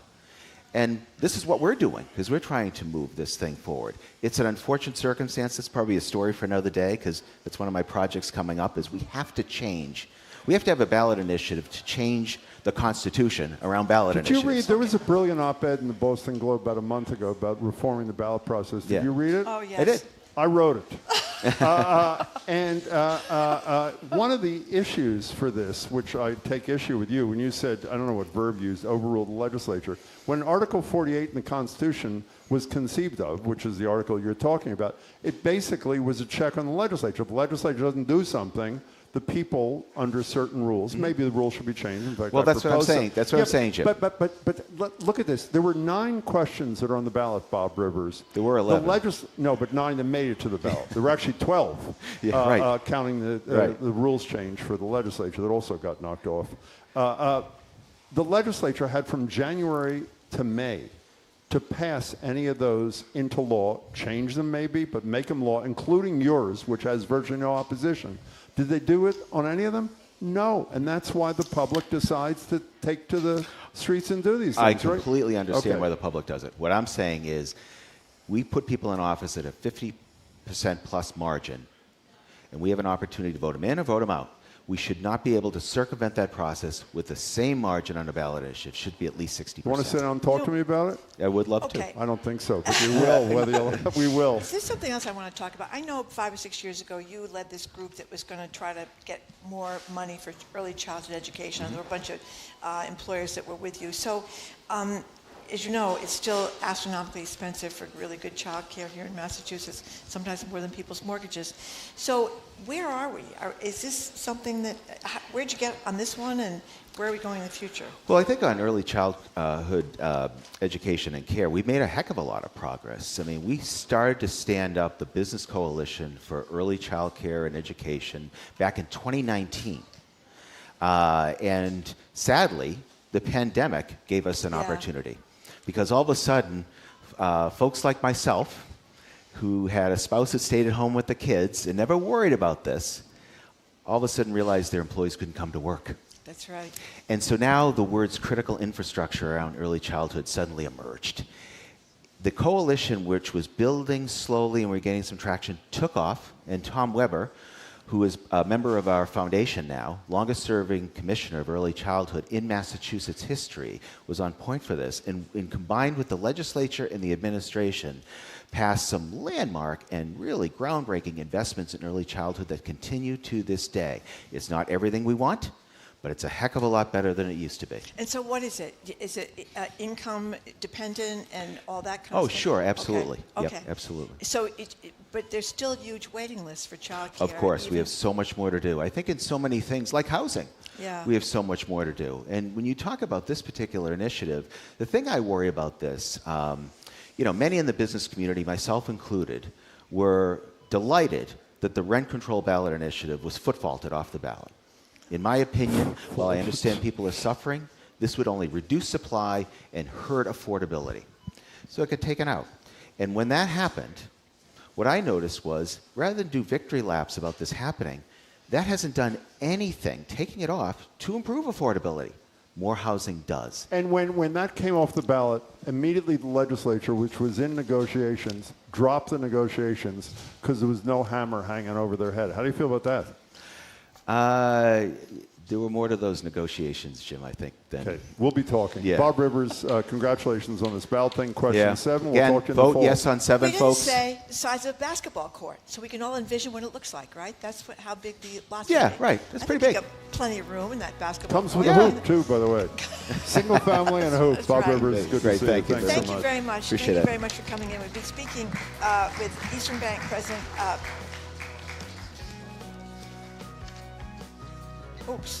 Robert Rivers, excuse me. Coming right back after this break with Michelle Wu, the mayor of Boston. Bob Rivers from Eastern Bank, thank you very much for coming in. Eastern Browdy, I'm Marjorie Egan.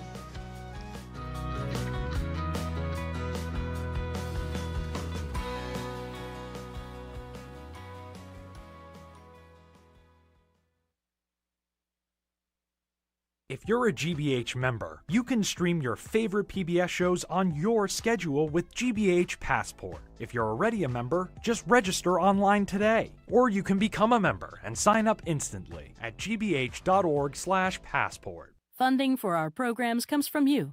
And Concord Park, a Volunteers of America senior community in Concord, offering wellness, care, and support services to help seniors age in place, including a Compass Memory Support Neighborhood. ConcordPark.org/care. And Cambridge Trust, a division of Eastern Bank, offering business and personal wealth management and private banking services, investing more than $240 million in local communities since 1994. More at CambridgeTrust.com. I'm Edgar B. Herwick III, today on the Curiosity Desk. When the whales are in trouble, tangled up in fishing gear, struggling to navigate the waters off Massachusetts, who you gonna call? Could not be more wrong. You're gonna call the Center for Coastal Studies out of Provincetown. Then we explore how to buy a car without getting taken for a ride. Financially, I mean, you're obviously gonna ride in the car. That's the Curiosity Desk, today at 1 on GBH 89.7. You're listening to 89.7 WGBH HD1 Boston. Online at gbhnews.org. GBH News. What matters to you?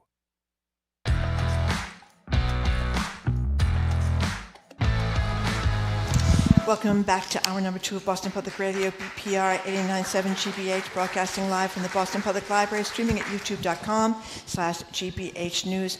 We're going to be joined tomorrow by Congressman Jake Auchincloss and by a gentleman who was, and his family, actually, who was terrorized by eBay's incredible story. We're going to be telling that tomorrow. Hello again, Jim. And they fought back gallantly, did. by the way, and they'll tell that story tomorrow.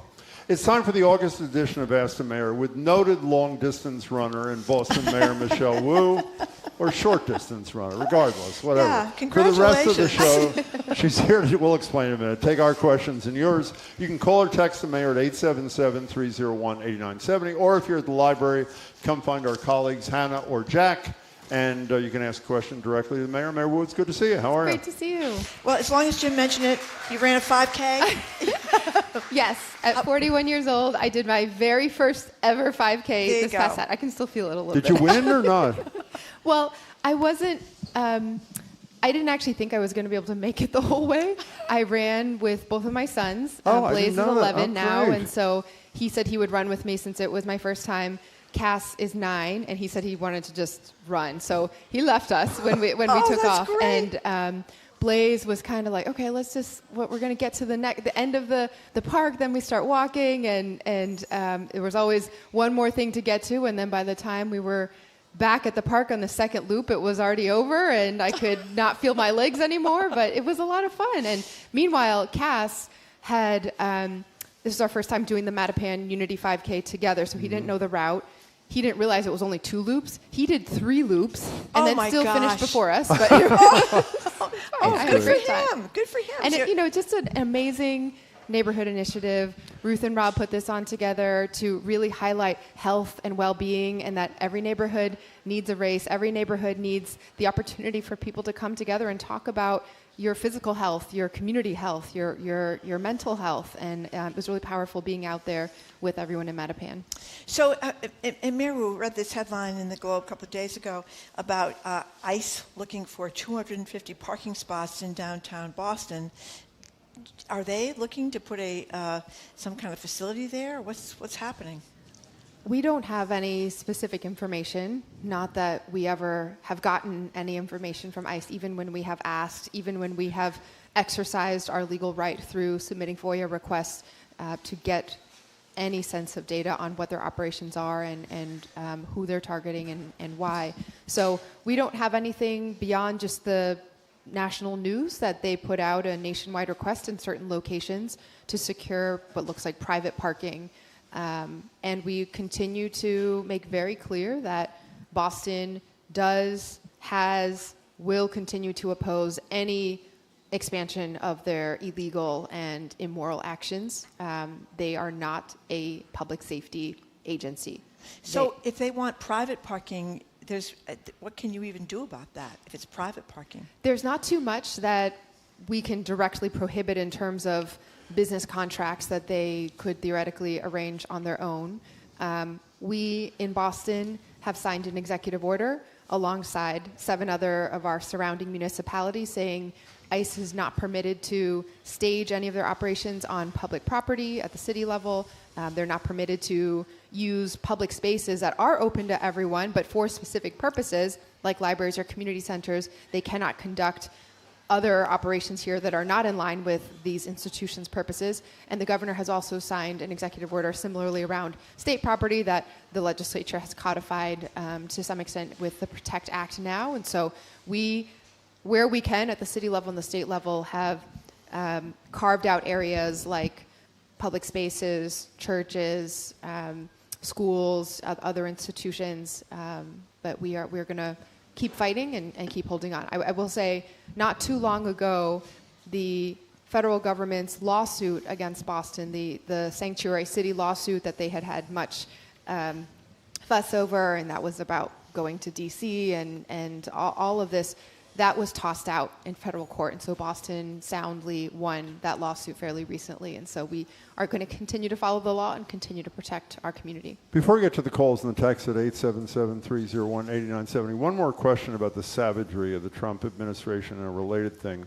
We talked yesterday to the Attorney General. We spoke last week or 2 weeks ago to the governor about this TPS decision by Trump and the ruling supporting it, essentially, from the Supreme Court of the United States.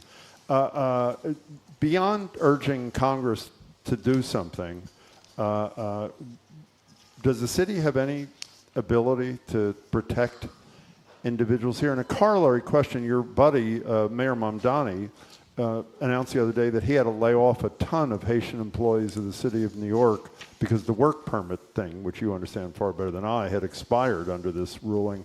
Have you encountered a similar situation? So the responsibility of employers is very clear and something that we've been communicating alongside the governor and the attorney general's office, that we have to follow employment law, including federal law. It is employers' responsibilities to ensure that when someone is hired to your organization that they have legal authorization to work. It is not an employer's responsibility to every single day or week monitor everyone's employment authorization throughout your entire workforce. And so we have had employees who have taken leave from the city of Boston now that they are not able to live and work and are trying to figure out other situations. But we are a city that does not ask or make decisions based on immigration status, other than that sort of following the letter of the law when it comes to hiring. What if you didn't follow the letter of the law? And I don't mean that as a reckless question, just screw them all kind of thing. Let's assume you didn't follow the letter of the law vis-a-vis the right to work of Haitians in this country. And again, as we said yesterday, people should know Secretary Rubio's office has released information, a travel advisory, saying it's unsafe for any American to go to Haiti, yet he wants to deport Haitians back to the country they left for reasons of fear, economic hardship, etc. What if you failed to comply? What would happen in the city? There are specific consequences around violations of law that could be anywhere from audits to penalties around how knowingly the law was flaunted or not followed. I think there's an entire legal movement right now as well, particularly focusing on our TPS holders or former TPS holders, about going through the court system and asserting the injustice of what's happening. I think in the day-to-day, we never want to put the city of Boston in a place where we're opening ourselves up to legal liability when we are stewarding the entire city's resources. We are in court against the Trump administration. We've now been, I think, over 30 times involved in one lawsuit or another, whether they were attacking us on our own public safety laws related to protecting immigrant residents, or attacking our fair housing program, which they say discriminates against white residents, which is absolutely false, or federal funding that we have actually won the right to continue to use and deploy for our residents. We are very careful that when we make decisions, it is whatever we can do to protect our residents, we do it, and we stand on the law. And in this case, there are also other avenues to help individual employees when they do want to come forward and avail themselves of the Office of Immigrant Advancement's legal consultations. If you are not able to lean on TPS as employment authorization, there are other avenues. If you have a pending application for another kind of pathway to legal status or citizenship, there are other ways to secure work authorization. So our legal services community is doing incredible work right now. Our legal community, I should say, is doing incredible work right now in legal services. Many attorneys volunteering their time, getting involved, helping sort out person by person, family by family, what are the options and how do we stabilize each family. Adam in the North End, you were first with the mayor of the city of Boston. Welcome to the show. Hi. Yes. Good morning, Jim. Good morning, Marjorie. Good morning, Mayor. Good morning. Morning. Good afternoon. Last week, Councilor Flynn blocked a measure in City Council that was proposed to help people from Haiti and other, I think Syria too, with who have lost their TPS with housing issues.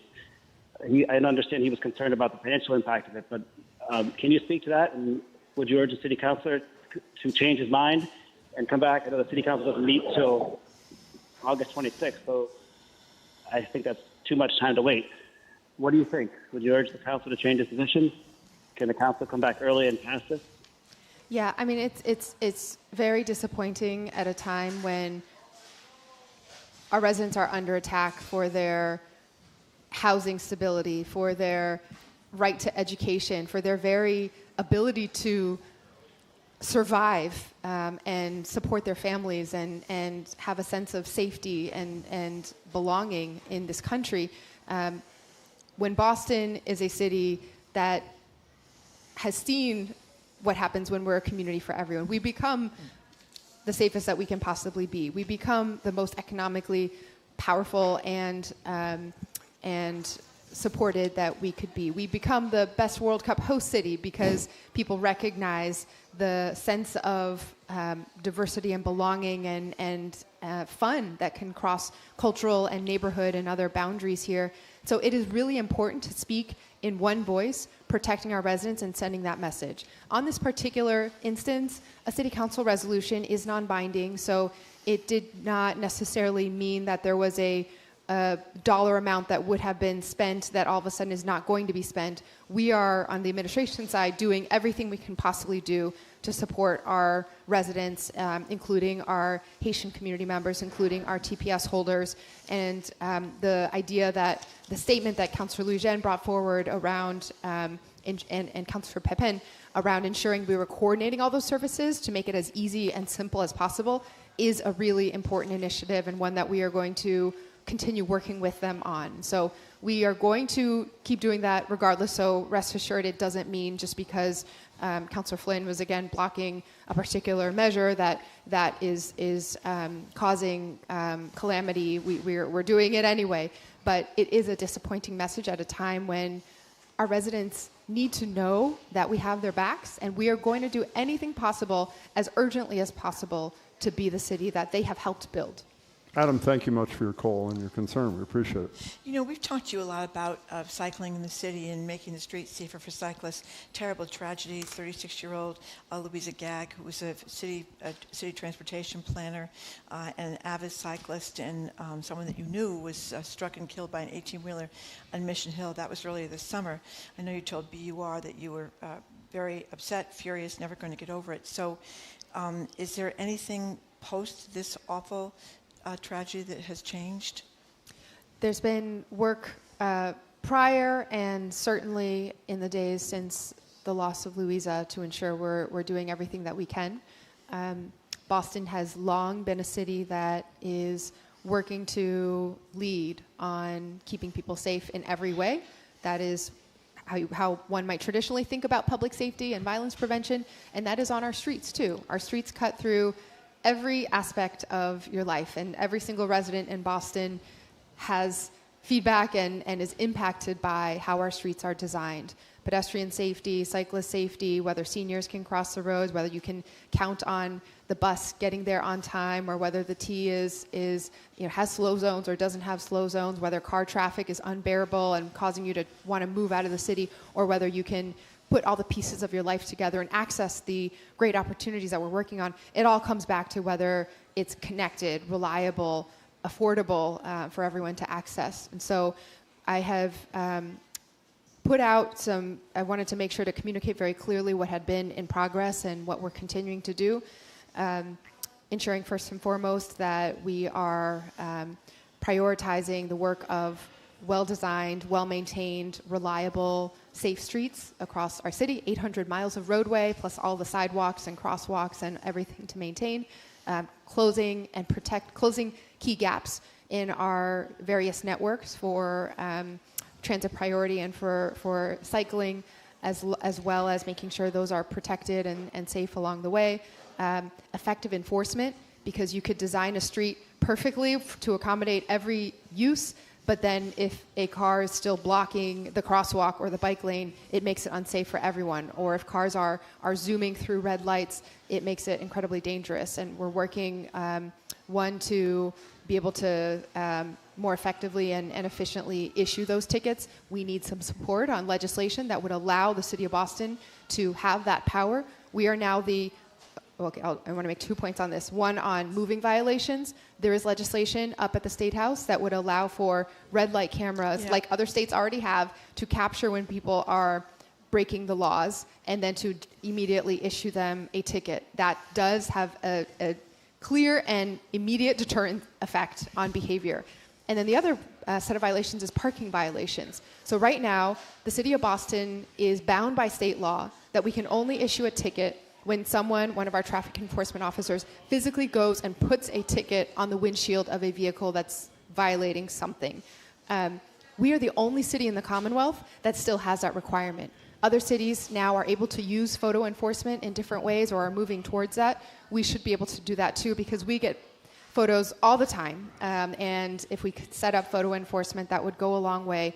We are going to begin to take the 311 and we're setting up a different app for people to report issues. But we are going to begin to take those photos that we have and communicate, once we have the license plate numbers of vehicles who are parking in dangerous ways, send them a letter. Since we can't issue the ticket yet until the law changes, send them a letter that they are putting others' lives at risk, that this is illegal behavior and a violation, that we were not able to get to their windshield to ticket, but that we expect them to change their behavior. And we're also working towards bike enforcement and sending enforcement officers on bicycles to move more efficiently through bike lanes and other more congested areas. And then, last big topic, 2 more. School zones and pedestrian safety, targeting where our kids are. The most crashes that we have for pedestrians are near schools and parks and playgrounds. And so really focusing there on how we add the crosswalks, add the protections so that our little ones and their families are safe. And then ensuring we're using technology to manage traffic for traffic flow that is efficient for everyone. We now have changed the signal timing at nearly 200 intersections throughout the city using AI and analyzing Google Maps data of when traffic is red, yellow, and green at different times of day. If we can continue to improve and upgrade our signal technology, we should be able to have buses go right through and get a green when they approach a stoplight, and we should be able to have more real-time adjustments of the signals to help traffic move along as Who could quickly change as possible. that law about being able to ticket without physically? The state legislature. This is another thing that the state legislature has to change. Do you think, before we leave this topic, and it's clear, I listened to the BR interview, I've heard you speak about this, you've been criticized around some street and transportation issues for wanting too much control, which slows down the process. In retrospect, do you have any regrets about how you handled these kinds of issues in the wake of the death of this woman who you knew? I take every detail of our city very seriously, and I see it as the job of any leader within an organization to be able to understand at a 30,000-foot view and also at the ground level how decisions are being made and where resources are being allocated. And so we are still in the midst of rebuilding and getting our streets and roadway operations to a point where it's not only responsive, but also sustainable and able to be carried out in the long run. There have been, over the history of Boston's 15 years of working on multimodal streets, there have been different reports written and internal audits done over many years. And in the last several weeks, I've gone through and read probably 400 pages of all of them. And any one of those snapshots from 2020 to from 2017, you could have applied it to, if you didn't see what the date was, you could have thought easily that it was being written about right now based on what some of the headlines and the concerns have been, that historically there has always been a push and pull in every transportation and streets department about when are you maintaining and managing the operations of repaving, making sure you're keeping crosswalks and sidewalks built up and smooth and safe, and when are you doing new things and using your dollars and capital investments to add pedestrian bump out or to add a new bike lane that is protected with either posts or concrete or some other barriers. We haven't gotten that balance right all the time in the city, and it's always been a push and pull over the last 15 years. And so when we, over the last 4 years, made a historic investment in closing key remaining gaps in the cycling network, we more than doubled the amount of protected cycling mileage that existed in Boston. But we did it in a way that was fast and cost effective, with plastic posts that quickly become damaged after every single snow season. And then at $300 a post, they get knocked down by trash trucks one week or snow plows one winter, and then it's another cost, and soon the money is going there instead of repaving streets when we began to see falling behind and deterioration of roadways when we weren't getting that balance right. Now, over the last year, we've been retooling, and I have been involved in every single detail to say, how are we deciding where speed humps go? Did we ask the community? Do we have a process that's beyond just an algorithm that feeds things in? Are we going on site and talking to neighbors? Are we thinking about the context of this street versus that one differently?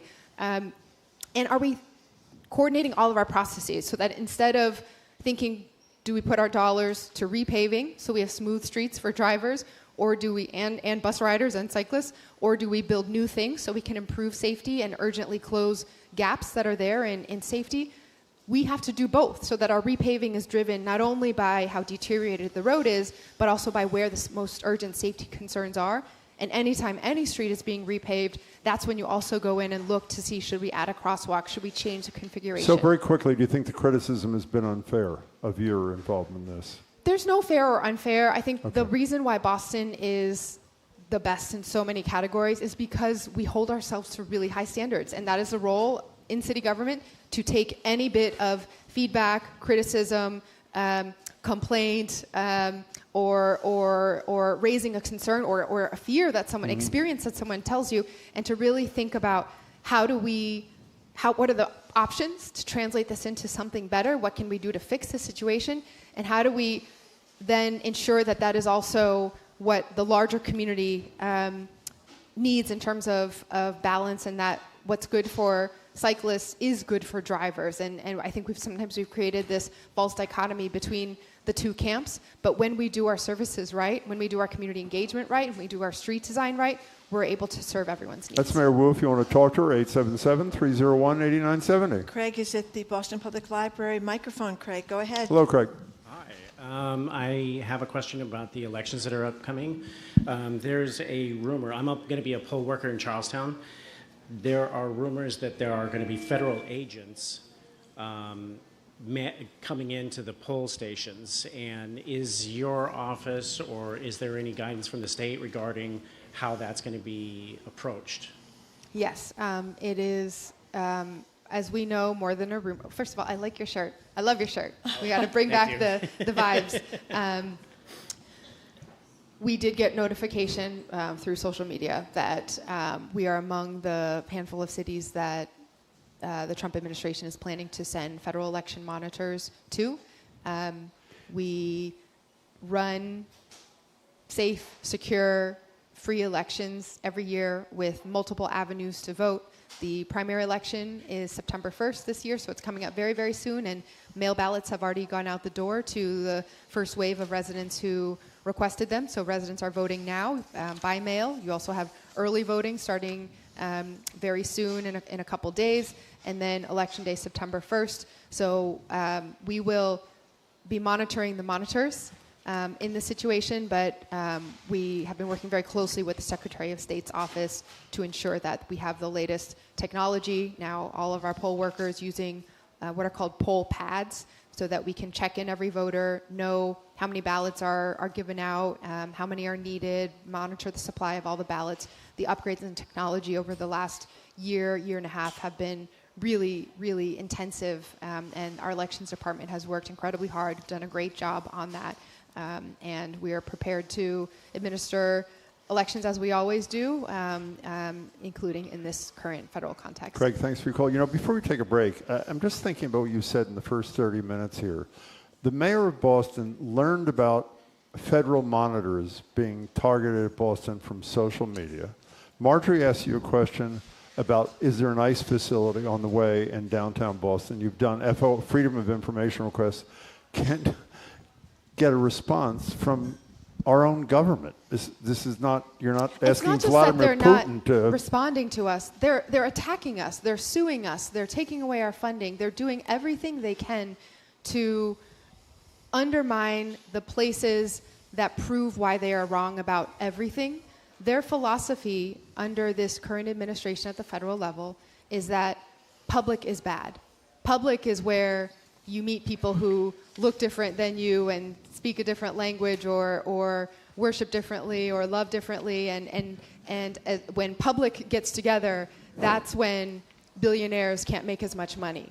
And so in order to do what they're doing, to cut science funding and to pare back environmental protections so that the coal, gas, fossil fuel companies make as much money as possible, so that the financial executives make as much money as possible. They need to be able to have the money come from somewhere to go to gigantic corporate tax cuts and gun violence, public education, fair housing. Those are all ways that we build power at the grassroots level that is stronger than any dictator or any autocratic administration. That is the single biggest threat, is to, and the way that they are trying to dismantle cities like Boston, who showed the entire world over the summer what it means when you are beautiful, welcoming to all, family-friendly, investing in the public good. It's tactics of intimidation, of drawing our resources into legal battles, and we know we're on the right side of the law. I hope that these midterm elections will also continue to just dampen the momentum here as we get towards 2028. But we're going to have a lot of rebuilding to do. And I would say, again, going back to the last question about September 1st, we have to hold ourselves accountable to that too. There are legislators, there are people on the ballot right now who have taken votes alongside those who are trying to terrorize our immigrant communities or undermine reproductive rights or take us backwards on climate or give tax cuts, tax breaks to corporate interests over residents. If our proposal that we had put forward for residential tax relief that the City Council passed 3 times, that the House of Representatives passed twice, and then got blocked by the Senate when Senator Collins and Senator Brownsberger stepped up and blocked that. If that had gone through, Boston residents would have saved more than $150 million over the last 2 years in property taxes. Instead, that went to tax cuts for corporate interests here in Massachusetts, here in the city of Boston. And so this is all important and real to talk about at the federal level and to organize, but our everyday government and our local decisions also have to be held to the same standards. Before we leave, we're going to take a break, but since you brought it up very quickly, there was a piece in the Globe the other day, which I'm sure you read, by a leader or something of the group that was responsible for the repeal of rent control in 1994 on the ballot, citing a study from the Lincoln Land Institute, or whatever it's called, saying that vis-a-vis your plan that you're just referencing, that the effective tax rate for owner-occupied houses in Boston is half the national average. Is that true? Okay, so I have read that entire Lincoln Land Institute report. I didn't get to read the one that just came out this year, but I went through it extensively last year and the year before as we were going through the tax legislation conversation. And there's the key sleight of hand that they're doing. First of all, this organization's goal is to advance corporate, in this case, trying to reduce property taxes for commercial interests rather than homeowner-occupied residential interests. And I do not begrudge them that. That is what a lobbying organization is supposed to do, is to make their best case that they possibly can. But it is important to understand what they are, I think, sometimes confusing or putting out in a confusing way. That a rate is different from an amount. And so if you go through that exact report, it goes through all 50 states and the largest cities in each of them, and what the tax rate is for residents and what it is for commercial interests. It is true that Boston ranks about halfway in the pack or lower down in the rate that is assessed on residents. We are about halfway in the middle of the pack when it comes to corporate rate. But when you turn it into absolute dollars, the report, at least from the last one that I read from last year, notes in there that when you apply that rate to the rapidly increasing property values in Boston, we have among the highest total tax bills anywhere out of those cities. And these, I mean, it's all, you can sort of pick and choose, cherry pick data to make whatever case you want to make, I suppose. But there's nothing more real than hearing from our residents. And I have been in conversations with the state senators, right? I've spoken with senators who represent multiple communities, and Senator Brownsburg has said he believes that Boston paid too little in property taxes relative to Belmont and some of the other communities. At the same time that they prevented Boston from having our compromise temporary provision go through that Boston had already put in place under Mayor Menino, and it was temporary and it worked, it stabilized things, and then it returned to the usual tax code. At the same time, they blocked that for Boston. Watertown had just about the same tax shift proposal go through. And for all the, we can't change precedent, this would affect entire state if Boston gets to do this, other communities have had the same exact problems. And I'm thrilled for Watertown that they were able to have their solution move forward. We just wanted to have the ability to do the same to protect Boston residents. But, I think what's clear here through this situation, which is really wonky and hard to understand when it's about municipal finances and taxes and is it this data point or that data point. However complicated a policy newsletter or op-ed or however wordy the explanations are, the result is the same. We have senators representing Boston right now who don't feel the urgency to act because they don't see government's role, they don't see government's job as needing to take charge of problems that communities members are facing. This is Collins and Brownsburger you're talking That's about. correct. And there are great people running for office right now who feel very differently. Daniel Lander running in Fenway, Alston Brighton, and then Watertown, Cambridge. LaToya Gale running in South Boston, Dorchester, Chinatown, South End. September 1st is Election Day. Please, no matter where you live, no matter who your representation is, get involved, get out to vote. It matters just as much to vote in 2028 for a new president. It matters just as much to vote for your local state legislators this cycle. That's the voice of Michelle Wu. She'll be with us at the top of the hour, taking our questions and yours. You're listening to Boston Public Radio, 89.7 GBH, broadcasting live from the Boston Public Library, streaming at youtube.com/GBH News.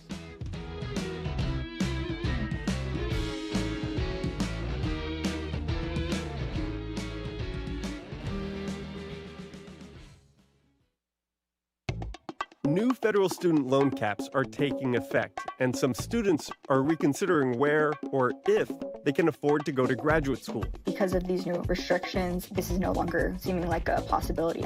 This battle for control is raising big questions about who should manage billions of dollars in financial aid and research funding.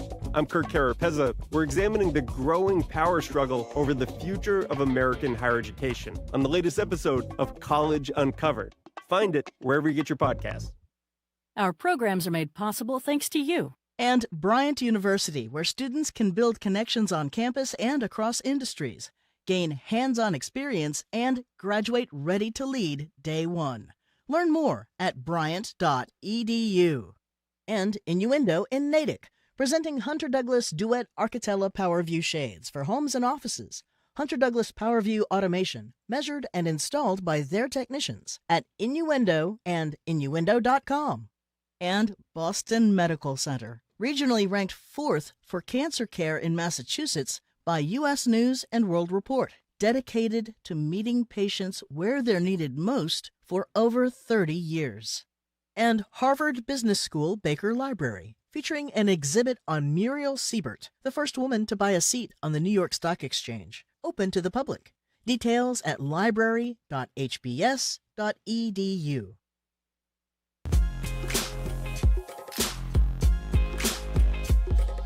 Welcome back to Boston Public Radio. Jim Browdy, Marjorie Egan, streaming at youtube.com/GBH News. Needless to say, we're at the Boston Public Library, and we're joined for the rest of this hour, in the first half of the hour, by Mayor Michelle Wu. You can contact her at 877-301-8970 or talk to our colleagues, and we'll get to you as fast as we can.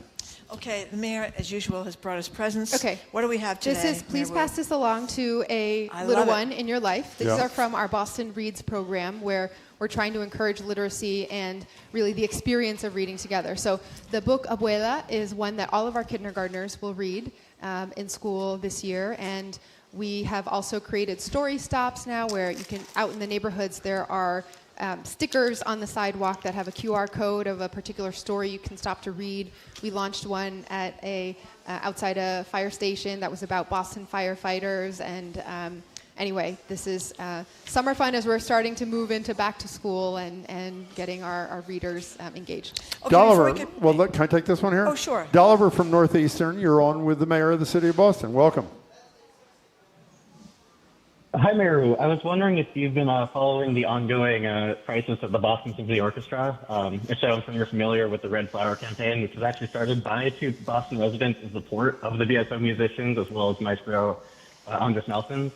Those two gents have managed to mobilize thousands of people to stand in solidarity with the musicians. And I was hoping you could share your thoughts on what it means when a nonprofit such as the BSO pushes aside those artists who create such beautiful music and ignore the thousands of fans that have been speaking up over the past many months. Thank you for your service in our beloved city. Thank you, Dolliver. Thank you for calling in.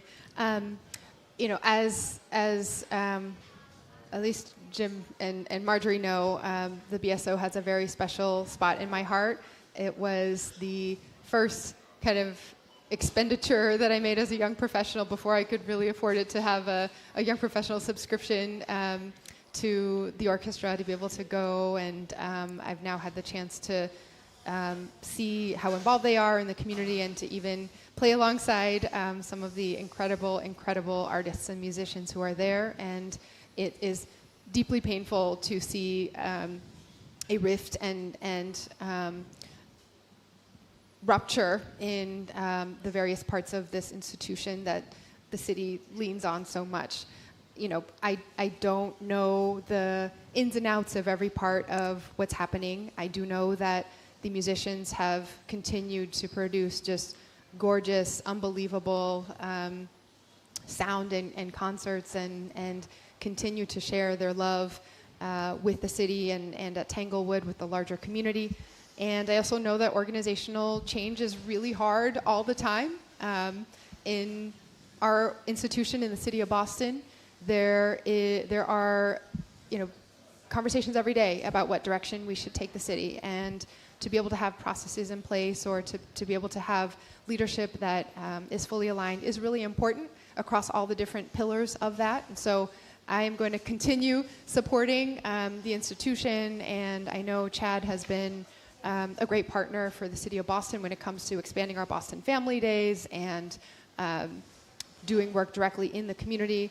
Andres, of course, is a treasure, but there are times when it doesn't work out, and I don't know the details of exactly why it hasn't worked out, but I hope that we can get to a point soon where everyone feels cared for and that this institution can be whole onto the next phase of and chapter of their story, and we at the City of Boston will be there to support however and whenever we can. By the way, I've just urged people who missed yesterday's show, Thomas Dinsmore was with us and did a brilliant job of responding to some of the concerns of the management at the BSO.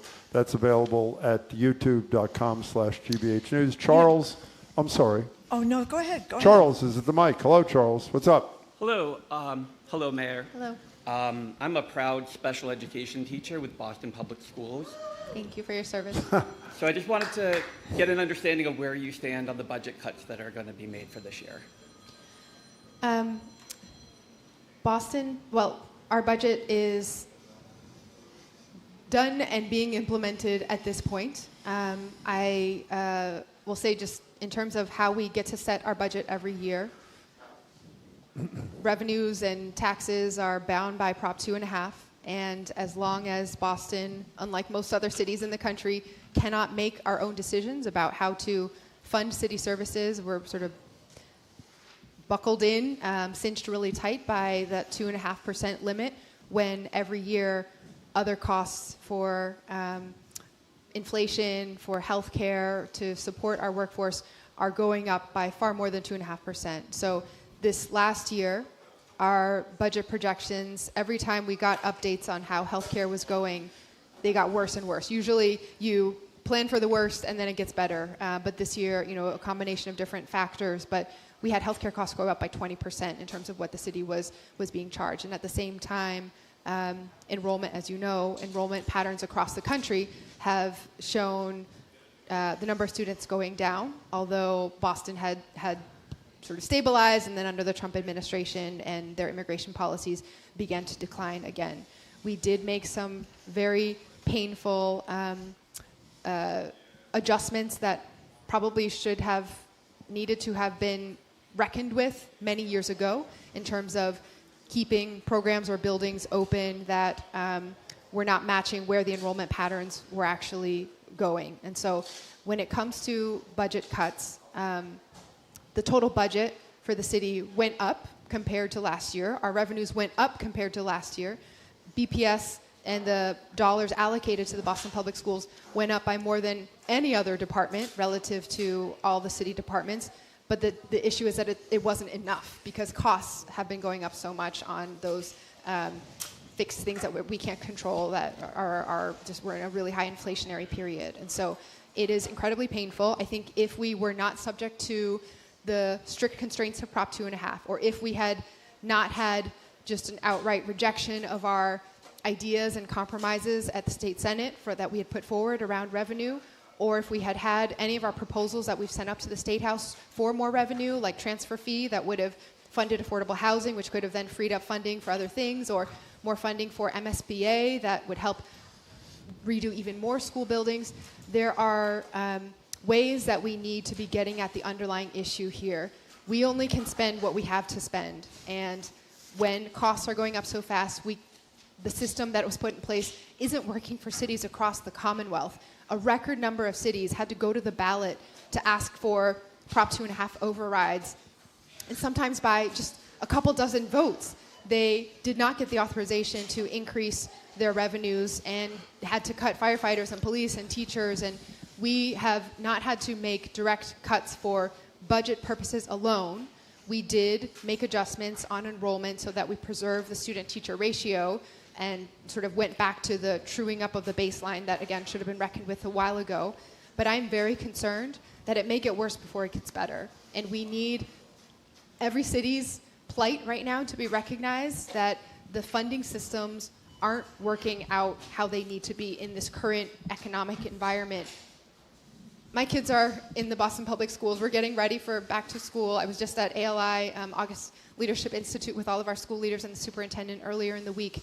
And this is the most important investment that we can make, the best return that we get on our dollars. And it's incredibly painful to know that we can't provide that soft landing, can't go above and beyond to what we want to do because we're cinched so tight. We've done the best that we can to be responsible about that. But it is a larger fight that I am ready and continuing to take on around how we get the revenues overall that will allow us to do what we need to do. You've mentioned several times in your answer to Charles, Prop 2.5, and several months ago you said on our show that you thought the legislature should consider repealing Prop 2.5, and I think I don't want to think you may have had second thoughts afterwards. Where are you today on what the legislature should do around Prop 2.5? I haven't. I'm not back and forth or second thoughts. I think what happened was initially I answered a yes or no question, and probably should have just given more details then. But the question when asked was, should Prop 2.5 be repealed or changed? Yes, it needs to be. Do I believe that we should just scrap our tax code entirely? No. But here's what we need. The benefits of Prop 2.5 are that by setting a certain number, it does provide stability, right? So we then give homeowners the sense that, in stable times when commercial values aren't fluctuating wildly, generally there's a little bit more predictability. For cities, it does mean that our 2.5% is something that we can rely on, even though it can be very unfair how that gets allocated between residents and commercial interest in certain years. Stability is important.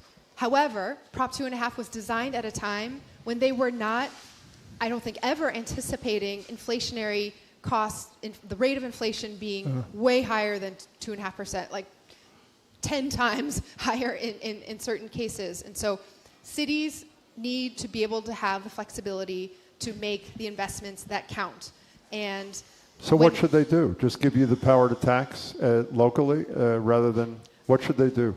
Other cities around the country have that set up. The city of Boston would gladly do that, and we would do that responsibly, and we're accountable to the voters in how we do that. If that is not the system that we're starting with, which is not, we need to, at the very least, have tweaks to the current system where in very high inflationary years, the cities have the flexibility to apportion between residential and commercial differently, or to be able to make investments that then don't count against the cap that is holding us back. So in every other way. 2.5 might be inflation connected, is what one of the things you're suggesting. Yes. Yes, Okay. and it also comes down to local aid. That New York City, for example, every city receives some amount of dollars from the state. And we also have to pay dollars to the state. In the city of Boston, we have to pay more than $100 million to the MBTA for a local assessment. We have to pay for charter school, chargeback system, this and that and the other. On net, when you even all of that out, state funding is about 2% of the city of Boston's budget, net, the in and out. In New York, it's about 4 times that. And their state has also stepped up and provided $1 billion for childcare to be expanded to 2-year-olds. And so that kind of partnership, being able to work with a shared agenda for the hub city that is connected with every city across the Commonwealth and in conversation with those cities, and then working to access the tax dollars that we all generate and ensure that the state and city are aligned in how we're doing that. That's really important. And again, that is why this election matters and why we need to have representation that understands that urgency. Speaking of taxes, and we'll get to the BU deal you cut in just a few minutes, but people realize that Boston is full of tax-exempt property, city, colleges, universities, hospitals, etc. There's something called a pilot program, payment in lieu of taxes. And some places, GBH, are paying their full share, for example. Some of the hospitals like Beth Israel, but a lot of places are not paying their full share at all. They're just 20%, 50%, and they just seem to get away with it. That would make a difference if all these places, Roxbury Latin School is paying nothing. That's a private school with high tuition, so I don't get that. But anyway, can anything be done about that, to have people pay what they're supposed to be paying? So more than half of the city's land parcels, if I have my numbers right, are actually tax exempt. It's nonprofits, large institutions like the sectors that you mentioned, and public property, so state property, for instance, or city property. And when our payment in lieu of taxes program was started now probably about 16 years ago, it was really revolutionary because there's no legal way for cities, there's no legal way to require institutions that are tax exempt to pay taxes, right? That is a federal designation they get. But in recognition that they use our city roadways and first responders and other services, and they rely on the stability of their local community for the university to thrive or for the hospital to have patients, we have been revamping that program. It's not only being able to come to agreements with individual institutions like BU and Northeastern, Wentworth to be able to increase the pilot payment that they're making, but also to be clear about where those dollars are going. We now have specific housing commitments, recognizing that student housing and where students live are a big part of the supply that's available for families and for residents in Boston, and being able to engage universities in that partnership goes a long way. Our hospitals also, I think the other key thing to keep in mind about these institutions is that just as the city of Boston is under attack, they really are the industries that underpin Boston, and they have been very directly under attack. Science, research, healthcare, education, higher education, our Boston and Cambridge institutions in particular, just in the eye of the storm. And so we want to both strengthen what they're doing, be able to protect the important work that they're contributing to the community, and also ensure that they are working with us so that we make the most of the dollars they put into our neighborhoods. Wait, we only have 30 seconds. Couldn't the legislature, I mean, not that they do it, couldn't they mandate that a certain level of what would be the property taxes of a nonprofit have to be paid? They could address the situation rather than you having to go hat in hand, one by one to every, I don't mean you personally, but one-on-one to every single institution, right? I'm not sure if it's state law could override federal law. Maybe there's a separate state tax that could be assessed. Not churches and stuff like that, but regular nonprofits, yep. Universities, that kind of thing. They could, well, whatever. It's possible, yes. We're out of time. We'll get to it. I will say a quick example. We created a housing fund. All of our hospitals turned their community mitigation dollars into that revolving loan fund. It has now helped stabilize more than 1,000 families. So there's possibilities of good work. We just have to keep going at it. Mayor Woods, good to see you as always. Thank you very much, Mayor. Thank you so much. Coming in. Thank you to the Mayor, and thank you to those of you listening to another edition of Boston Public Radio. Thanks to people that came down to the Boston Public Library. Keep up with us 24/7 wherever our podcast. Check out our TikTok page, Boston Public Radio. Tomorrow we're going to talk with 2 Lowell residents pushing back against a data center expansion there, plus former Massachusetts Secretary of Public Safety Andrew Cabral, Congressman Jake Auchincloss, and David Steiner, who was terrorized along with his family by eBay, and they fought back and they won. I want to thank our crew, Zoe Matthews, Hannah Loss, Ariana Gonzalez, Jack Siciliano, our engineer John Claude Parker, our executive producer Jane Bologna. Special thanks to BPL staff, Maddie Geyer, Patrick Lally, Juan Jose Cadena, our security team, Darius and Derek, our host of the Newsfeed Cafe, and across the street at the Lenox Hotel, the Curiosity Desk with Edgar B. Hurd III is right after us here at the library. He'll speak with, he's not at the library. Is he at the library today, Edgar? No, he's not. Not telling you. He is not. Sorry about that. He'll speak with Sky and Telescope's Kelly Beatty, live from Spain for today's eclipse. There's an eclipse today, Jim. And the Culture Show with Jared Bowen starts at 2. They are going to be here at the Boston Public Library. And you can see Jared and the crew right here at 2 o'clock. I'm Marjorie Egan. Jim Browdy. Thank you so much for tuning See you in. Hope you can tomorrow. tune in tomorrow and have a great day.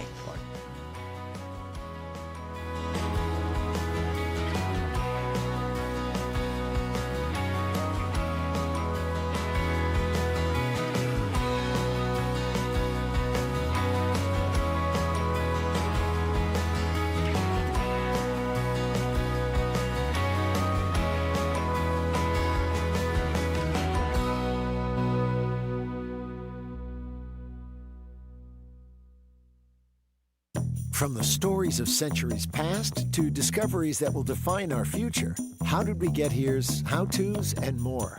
Journey with us down the rabbit hole on the Curiosity Desk. Coming up next on GBH 89.7.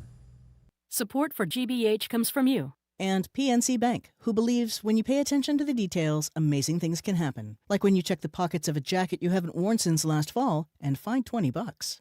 PNC Bank. Brilliantly boring since 1865.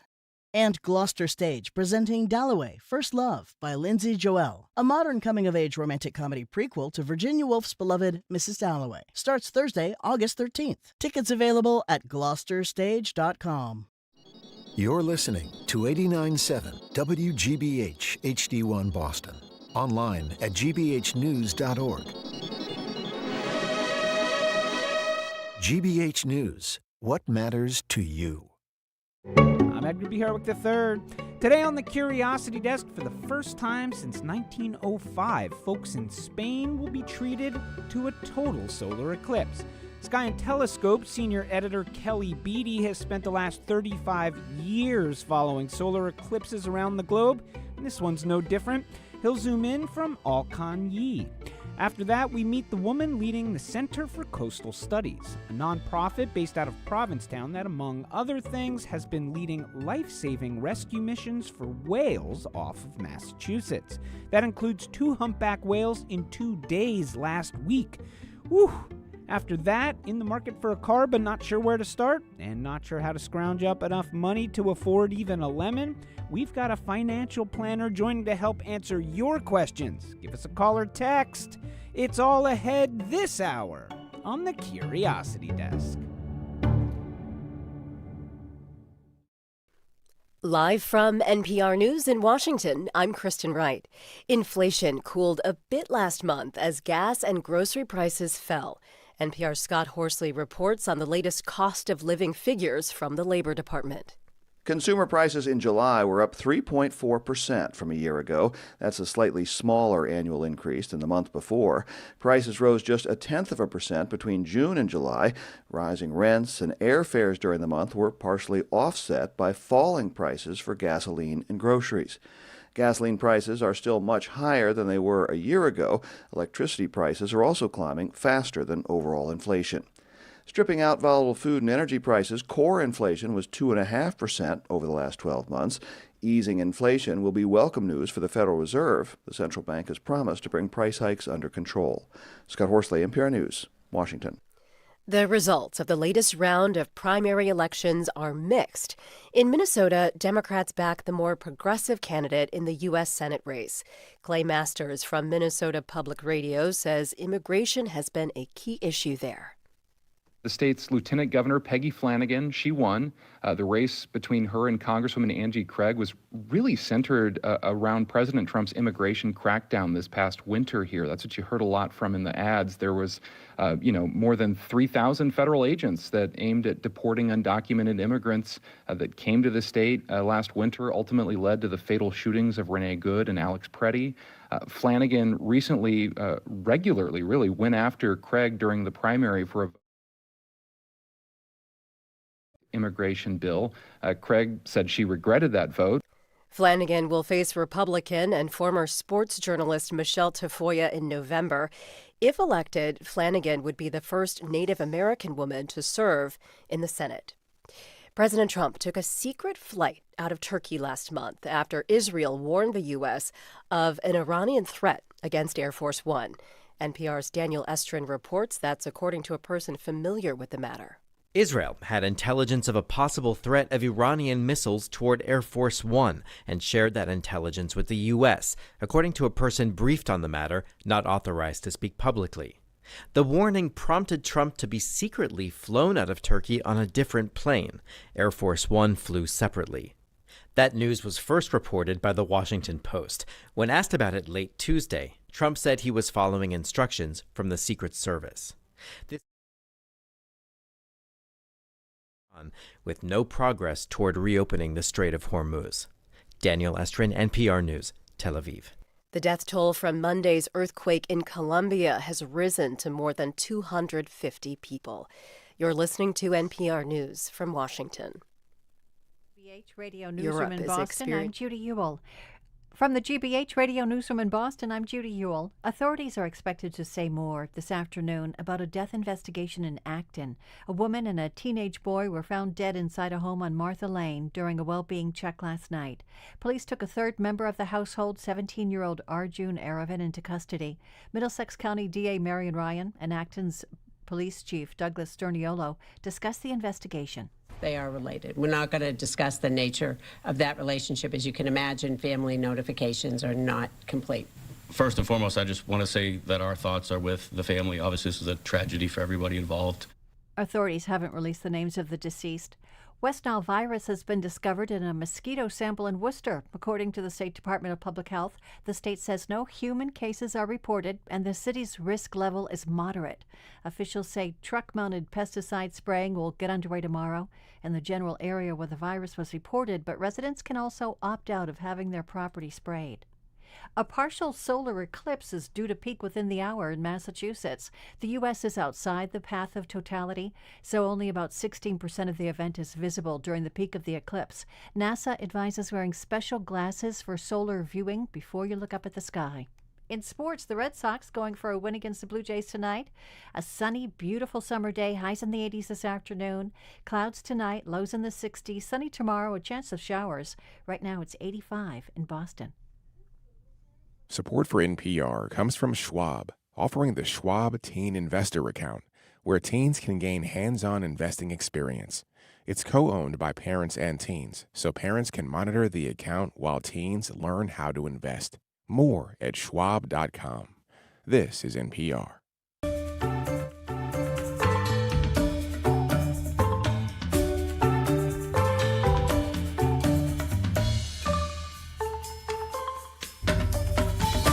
Welcome to the Curiosity Desk on GBH 89.7. I'm Edgar B. Herwick III. We're streaming live at youtube.com/GBH News. Well, today, mainland Europe will be treated to its first solar eclipse since 1999, which just so happens to coincide with the Perseid meteor shower. Now, the actual path of totality will begin crossing the western portion of Greenland and clipping over the eastern corner of Iceland before making its way across Spain, a first in over 120 years. On the scene right now, as he's been for pretty much every eclipse since 1991, we're joined via Zoom by Kelly Beatty, senior editor of Sky and Telescope magazine. Now, as you're hearing this conversation, the eclipse is happening in about an hour for Spaniards. So that Kelly can manage all of his Sky and Telescope business, we're pre-taping this conversation. It's about 11 o'clock Eastern time as I read this. All the same, joining us now from Alcañí, Spain, Kelly Beatty. Kelly, it's so great to have you.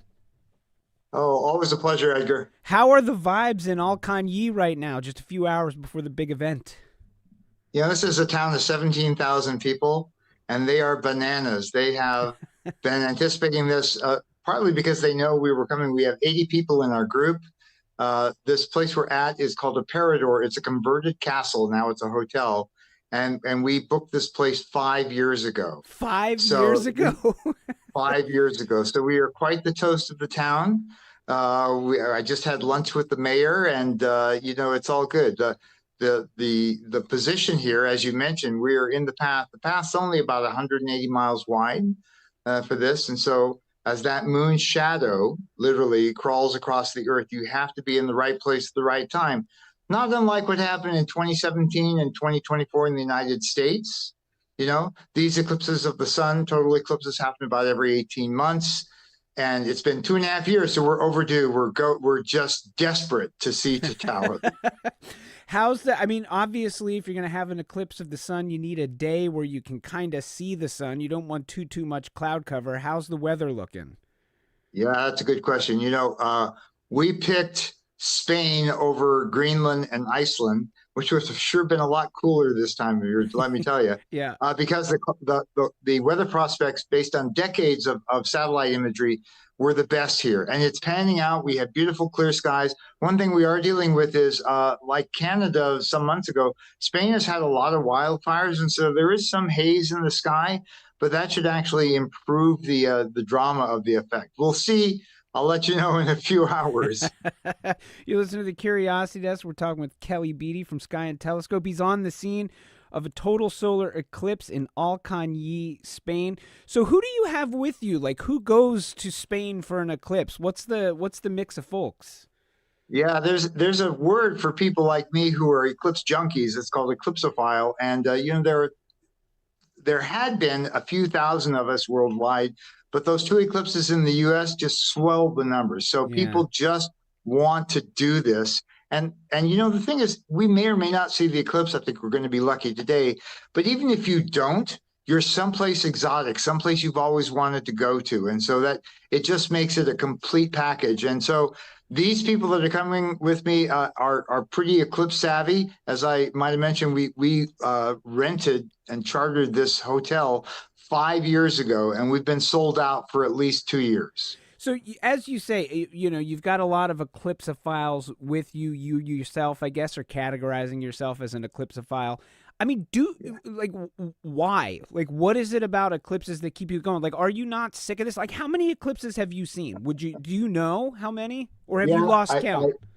No. There is some merit to keeping track. This will be number 16 total eclipses for me. There's another kind of total eclipse where the moon doesn't quite cover the sun and leaves a ring in the sky called an annular. I've got 8 of those. So I am one of the more senior people that I started in 1991 doing this. It is they're each one is unique. And they are obviously the setting is different. Here, for example, the one in 2024, the sun was really high in the sky as we saw it from Texas. This one will be just a few minutes before sunset, and it'll be very, very dramatic, a very different feel, both geometrically and visually, from what we saw back in Texas. So when you sort of, as you said, this is number 16 for you. You got a lot of people with you who have seen these before. Is there something fun in having some first timers along too? Somebody who's going to experience it for the first time? Do you got anybody who's like, sort of like, I don't even know what it's going to be like? Yes, the eclipse newbies. We have other words for them, but yes. and there's a saying that we have here and this applies to anyone. Check around the office there. Anyone who saw the eclipse in 2024 for the first time, the first 4 words out of your mouth are, when's the next one? Yep. Because they are really habit forming. And, it's the most dramatic, natural celestial event that you can ever hope to see. Yeah. It's the sun completely going dark. You can understand why these things were seen as portents of evil back in prehistory. The sun goes dark, bright stars come out, the sun's atmosphere, its corona, envelops what looks like a black bullet hole in the sky. Birds go to roost, the temperature drops. You feel tingling in your skin. The light takes on a silvery kind of color. It is so multisensory, and that's what keeps people coming back. You listen to the Curiosity Desk. We're talking with Kelly Beatty from Sky and Telescope. He's on the scene of a solar eclipse in Spain. You're making my skin tingle right now, Kelly. I was lucky enough to be in Vermont for that full solar eclipse that we had a couple of years ago, and you're just reminding me of the eerie but majestic feeling that comes over you when you're standing there and it happens. Was that your first, Edgar? That was my first. And yet you're there and I'm here. I know. Well, this is why I was like, if I can't be there, we got to get somebody who's there. Call Kelly. I know he'll be there. Exactly. So do we get anything here in the Boston area as part of this, or we don't see anything? We're not going to notice anything, or are we going to notice something? But yes, you do. A very wide swath of the Earth will see a partial eclipse. And in Boston, you'll see about maybe 15 or 20% of the sun's with a bite taken out of it. This will be around, I know that it's around 2:00 p.m. Boston time. And you want to dredge up those eclipse glasses that you used back in 2024 because you will need them. Another way to do it is to, if you've got binoculars at home, right? Take those binoculars, strap them to a tripod, point the binoculars at the sun, open one side, don't look through it, but let the sun stream through onto a white card, and you'll be able to see that crescent chunk taken out of the sun very, very easily. So there's some good advice for you out there. You still have time to find those binoculars and a white piece of paper so you can experience a very minor eclipse of the sun today here in New England. What we said also, Kelly, when I was introducing you, this is happening to coincide with the Perseid meteor shower. So do we get that here, right? We'll see that here. Absolutely. And, solar eclipses happen at new moon. And so the fact that it's new moon, there's no moon to interfere with these meteors. They call them the Perseids because they appear to radiate across the sky from the constellation Perseus, which rises in the northeast about 9:00 at night. So starting at 9, you can start seeing meteors. The later you can stay up, the higher in the sky Perseus gets and the more meteors you'll see. But you don't need to look in that direction. Just look wherever it's darkest, wherever you can get to someplace dark, a local baseball, little league field or soccer field or something like that, or get out of town, and then just kick back. With luck, if you're dark enough, you might see a Perseid flash across the sky every minute or two. Every minute or two, so that's pretty good. Yeah, it's one of the 2 best meteor showers all year, and everyone loves this one because it's in summer and the weather's nice and the bugs aren't too bad. It's really it's good for the whole family. You can have a contest to see who can count the most meteors. There you go. And, Kelly, we like to, when we have people's attention, do a little educating where we can. So remind us when we see something like a Perseid meteor shower or any meteor shower, what exactly is happening? What are they? What are the meteors? Yeah, these are little, we see meteors all the time. The space is full of chips off of asteroids, but this is fundamentally different. There's a comet, which it's named Swift-Tuttle, discovered in the 1800s. By Swift and Tuttle? Was it Swift and Tuttle who by found Mr. Swift and Mr. Tuttle. There we go. Yes, exactly. And it goes around the sun in 33 years. Now, the comet is nowhere near us. But as it goes around the sun repeatedly, it leaves behind a trail of junk in its orbit. And every August 12th, we plow through that junk and we get a big burst of meteors in our sky. Those particles are hitting way up in our atmosphere, 60, 70 miles up at 37 miles per second. I think that's 133,000 miles per hour, but I haven't clocked it recently. And so those particles hitting the atmosphere superheat the air along their path and cause it to glow white hot, thousands of degrees, and that's what we see as that shooting star, that meteor. Sort of the ultimate expression of one man's trash is another man's treasure, right? Exactly. So, Kelly, for folks who are listening here and jealous of the fact that there you are in beautiful Spain about to experience a total solar eclipse of the sun, when is the next one coming down the pike that people could reasonably look forward to and try to get somewhere to see? Or I guess another way to say it is, where are you going next and when? The next few are nowhere near the U.S. or Boston, Edgar, but they are in exotic places. And that's one of the big draws. You go someplace interesting. In February, there will be another kind of solar eclipse called annular or ring eclipse, when the moon goes right across the sun, but it's farther from Earth, the moon is, and so you're left with a ring in the sky. And that will be visible from the Argentine Patagonia, right at the foot of the Andes. And my wife and I are going for that. Then next August, about this time next year, will be the biggie. It will be crossing Africa and going right over Luxor, Egypt. It will last, the totality part will last about 6.5 minutes, almost as long as it can possibly be. It'll be the longest total solar eclipse for the rest of our lives. And tens of thousands of people are headed to Egypt and places in northern Africa and southern Spain, too, to see that one. Are you going to be there? I will, along with the tour group I have with me today is only 80 people only. Next year, I'm going to have 1,000 people to help keep track of. No, what? How long ago did you make those arrangements? We make these plans well in advance. This castle that we're in, for example, we signed the charter to contract it 5 years ago. And so it's kind of a long game because solar eclipses, as we've been talking about, don't always happen where there's a lot of people or a lot of accommodation. And so sometimes if you want, a quality place to view from, as we did, you really have to be early out of the gate to make sure that you can lock it down. All right. We've been speaking with Kelly Beatty, senior editor of Sky and Telescope magazine, Eclipsophile, and just kind of waiting, looking at his clock, thinking in a couple hours from now, you're going to get to, once again, have one of those amazing experiences. Have a great time, Kelly. Enjoy it. I will, Edgar. And let me just say, for those who are jealous, if you go to skyandtelescope.org, we'll have a link for different companies and organizations that are live streaming this eclipse, so you don't have to be totally left out. Well, there you go. There you go. Thanks again, Kelly. Take care and have a good time. All right, Chris, guys, Edgar. Take care. When we return, 2 humpback whale rescues in 2 days. From a team out in Provincetown, we meet their executive director. When we come back, this is the Curiosity Desk. Don't go anywhere.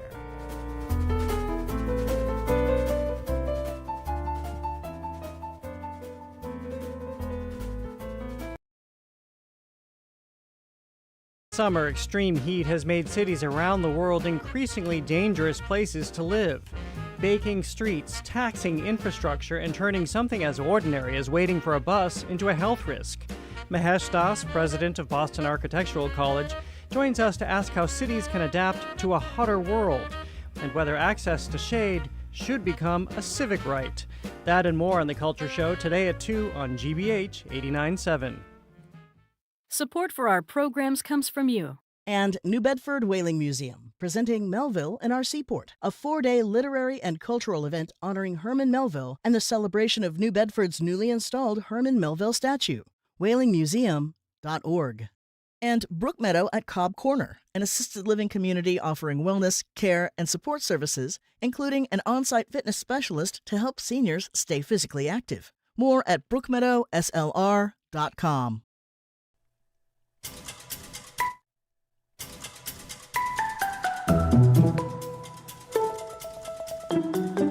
You're listening to the Curiosity Desk on GBH. I'm Edgar B. Herwick III. We're streaming live at youtube.com/GBH News. Well, last week, not one but two humpback whales were rescued off the coast of Massachusetts.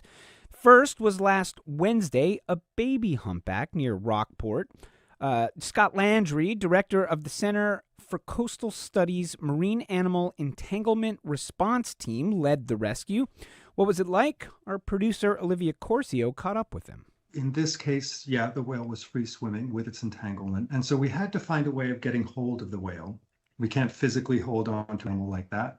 This was a small humpback whale, but probably weighs around 20 tons. And so what we do is use a grappling hook, and we throw that into the rope that's wrapped around the whale's body. And attached to that grappling hook is a long line and a buoy. That way, if the whale goes on a dive, we've got the buoy at the surface showing us where the whale is. So a lot of people would assume that we get in the water to disentangle whales. We definitely don't do that, because if we become entangled with the whale and they go on a dive, we're not going to last very long. So we do everything from small boats. And in this case, it was pretty straightforward. And what we had found is that the whale had bitten down on the buoy line of fishing gear. So it's rope and a buoy, and we had to find a way of drawing the rope out of the whale's mouth, and that included making a cut to one side of its entanglement and pulling it out the other side. Wow, amazing stuff. Well, 2 days later, a larger adult whale was rescued out in Stellwagen Sanctuary. That's an area of ocean about 25 miles east of Boston. As you can tell, whale entanglement, pretty common off New England's coasts. How common? Well, we're going to learn a little bit more about the issue right now and those two triumphant rescues. We're joined via Zoom right now by Anne-Marie Runfola. She's the executive director of the Center for Coastal Studies based out of Provincetown. By the way, Scott couldn't join us because apparently he is now out on another rescue mission. But for now, Anne-Marie, welcome to the Curiosity Desk. Thanks so much for having me. It's great to be here. So obviously, as we said, 2 in 1 week. Now it looks like a third within a week. It seems, if folks don't pay attention to this issue, like, oh my gosh, all of a sudden we have to rescue all these whales. I mean, is this common though? Like, how uncommon would it be at this time of year to have to do 3 whale rescues in 1 week? Unfortunately, especially at this time of year, it's very common. And we just have right now logged in the database of entanglement reports. We have an unprecedented 9 entanglements in the area. Wow. From everything from monofilament line, which can still be quite an issue and deadly, all the way up to, much larger buoys, ropes, fishing gear. We just heard Scott telling a little bit about what it took with that one single entanglement. So I think, it's obviously not as simple as like, oh, there's some ropes around this whale. Let's just go undo the ropes and let the whale swim free. I mean, how dangerous are these entanglements? I suspect that each one's probably a little bit different, but how dangerous is it to the folks like Scott who are doing the rescues, and how dangerous are these entanglements to the whales? Oh, I have to take a deep breath when I get this question, because I love our team and they're completely passionate and dedicated to doing this work, but it is a risk every time they go out in the water. There are people who ask us frequently, can't I get in and help? I can see it right there. I can see the whale is in distress. And we always say, no, it's worth it to wait. It is so dangerous. This is a wild animal that has no idea that we're trying to help it. It does not wave its flipper and thank us afterwards. It swims as quickly, if it's disentangled properly, it is able to swim as fast away from us as possible. It's painful. If it's not done quickly and right, not only is it more painful, causing more distress to the animal, but it also can be deadly. We did lose a colleague up in Canada recently. They've got incredibly powerful flippers.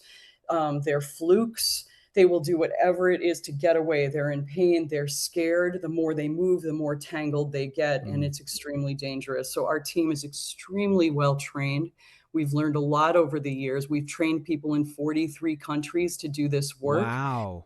Yeah, incredible. I know, incredible. So we're based in Provincetown. We do a lot of work locally to help our local communities with science that matters and research, rescue, and education. But we like to export what we learn around the globe. You're listening to the Curiosity Desk. We're talking with Anne-Marie Runfola from the Center for Coastal Studies about rescuing whales off the coast of New England. So how about for the whales? How big of a problem is this, for the whale? Like on average, how many get caught up in a season? Do the whales, are you rescuing every whale? Are they dying? What's happening? Oh, all of the above. We can't rescue every whale, unfortunately. We have rescued about maybe 250 or so over the course of our program, which started in 1984 Wow. with our first rescue on Thanksgiving Day. Successful, a total experiment. It was successful, thank goodness. So since then, several hundred. And then in other countries, of course, that adds up. The largest reason for mortality that we know for whales are ship strikes and entanglement in gear. So it's a huge issue. It totally depends on the year, and it depends on how many people are out, how many whales are close enough for people to even see that they're entangled or see that they've died because they've washed up or they're floating. We know there are so many more who've been entangled for days, months, and even years. Some of them suffer for years before they're disentangled or before they pass. Entangled for years? For years, and carrying hundreds of pounds of buoys sometimes, pulling, I hate to be too graphic, but really, we should understand what it is. We do not vilify the fishing industry. We need to eat. It's part of our economy. We have a lot of people from the fishing community. They do not want to entangle whales, and many people are working together on solutions. Humans are innovators. We can solve problems. We've done it before. We need to appeal to that now to just change the fishing gear as we can. That's really the answer. It's not the fishing community. It's the gear. It's the innovation to change things. But so we've got whales who have been dragging hundreds and hundreds of pounds of rope, of buoys, of gear with them for months and sometimes for longer. I'd love to hear a little bit more about what the potential solutions are. As you point out, it's you're not vilifying the fishing industry. Everybody sort of goes like, okay, like we need the fishing industry. Humans need to eat. This is an area where the fishing is good. So you're not going to just say like, okay, no more fishing. But what are the potential solutions if you do want to take steps in the direction? Is it just technological advancements? Is it like what are you working on to try to move in the right direction with this issue? Well, we're working together with many partners on this, from the federal, state, local government to the fishing community and other industry to the nonprofits, academics. Everybody's in it to win it. Not on our watch do we want to let these whales go. For sure. And other whales. It's not just the right whales who are entangled right now. It's a lot of humpbacks, of course, they're in, but we also have a number of other marine mammals and also sea turtles, particularly leatherbacks, that get entangled that we work on as well. So there's a lot of solutions. Education, awareness, education, understanding the risk is one. So we do that through education, through partnerships, etc. It's also through both enforcement and voluntary so regulations as well as voluntary solutions. So we work with the federal and state government to have areas where vertical lines come out of the water during peak right whale season in Cape Cod Bay. And we can minimize the amount of time the gear needs to come out of the water because organizations like ours and others, our other partners, have aerial surveys, vessel surveys, volunteers on land, all looking for the whales. We're speaking with Anne-Marie Runfola, Executive Director at the Center for Coastal Studies in Provincetown. You mentioned the right whale a couple of times there, and as we said at the top, the two rescues that happened this week were humpback whales. But for folks who are like just kind of like a whale is a whale is a whale, I wonder if you could talk in particular about the plight of the right whale, because the right whale is a pretty highly endangered species, no? It is. Our estimates now are roughly 380 individuals left, and definitely not And enough. that's like it worldwide. There's 380 of them. Yes, the North Atlantic right whale. We do have the Southern Pacific right whale, or the Southern right whale and the Pacific right whale. The Southern right whale down in Argentina, for example, is doing better. There are many fewer lines and boats in that area. They seem to be genetically the same. So we can compare across and see what is the difference. Why are they much healthier? Why are they living longer? Why is their population doing better? Two of the biggest differences are few boats and few lines in the water.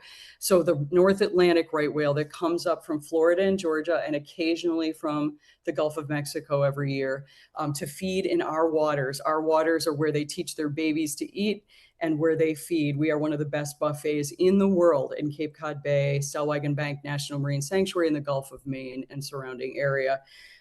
So they are critically endangered. They were hunted to near extinction. They were the right whale to kill. They float to the surface. They've got a lot of blubber. They float to the surface, so easier to retrieve. They came back to 500 some, I think, back in the 2010s, if I remember correctly, and now have been going down. We did have 23 calves this past year, which is that not a good enough. year? No, it's a great year. Oh, okay. It's a great year. We'd like to see, I heard the last estimate, at least over 50, and we need a lot more females for breeding. So we're not out of danger, but anything like that encourages us to keep going. It reminds the public of the miracle of these wild animals that to me look like steampunk. They look technological. They got these huge grills in their mouth. They look old and yet technologically new. Just that they come to our area, that we're so fortunate to have them, that they are part of the health of the system for reasons we're still learning, and that they bring joy to so many people who get a chance to actually see them. We're going to do anything that we can, and we've got lots of people with us who feel the same way, to keep the species alive. And not only does it help us keep the species alive, but it helps reconnect us to our environment, to our relationship with the animals and the wider environment, to our understanding of our role and responsibility and impact. So it's got a much broader impact than just trying to keep any one species alive. Yeah. So, we talked about the fact that there have been 2, and it sounds like maybe now a third rescue happening this week. In that second rescue, the one that happened on Friday, the initial rescue had been attempted by some recreational boaters who, it sounds like, thankfully realized they were in over their heads and called you guys. But that leads me to wonder, what ought people do if they see an entangled whale out there? I mean, is it like, should they call you right away? Like, what's the thing that somebody should do if they see this happening? Absolutely. We have a hotline on our website, coastalstudies.org. We also have, they can contact the Coast Guard is fine. The Coast Guard will get right to us if that's what they remember. And NOAA also has a hotline, but we've got our information on our website, and I can get that number for you if you'd like. But yes, tell us as soon as possible. We do ask people to stay with the animal if at all possible, if they can. We've had people stay for hours with animals if they can, if not to at least mark where they were, or to take turns if there are other boats around staying with the animal. Then we have a greater chance of getting to it. If the animal's too far offshore and we can't get to it in a day, we have to just keep track of it and wait. Our boat can only go so far with human beings that can only go so far out. We're already usually out far from help. And so it's already a situation we're trained for, but it always comes with some danger. But it is more dangerous and can be more distressing to the animal to try and rescue themselves. So just get in touch with us right away. All right. We've been speaking with Anne-Marie Runfola, Executive Director at the Center for Coastal Studies in Provincetown. Anne-Marie, we've got a great staff here, so we do have that number for folks. If you see anything, report a live or a dead marine animal entanglement, you call 1-800-900-3622 or hail the USCG at VHF16, coastalstudies.org for more. Anne-Marie, thank you so much for being with us. Thanks so much for this opportunity to get the word out. And I just want to go out on one more little clip from Scott Landry, that man who led the whale rescuing this week. Let's hear one last thing from him before we turn away from this topic. If you ask most people anywhere on the globe, how do they feel about the whale entanglement problem? I would assume 99% of people would have no idea what we're talking about. And obviously, from my point of view, that's difficult to see only because I see it every day. So I do wish that more people understood that this is a problem that we all face as humans. This is not a fishing problem. This is a human problem. all of the fishing gear that they're getting caught in is being caught for us. And so I do think all of us bear responsibility for it and really should be thinking about how can we stop this from happening?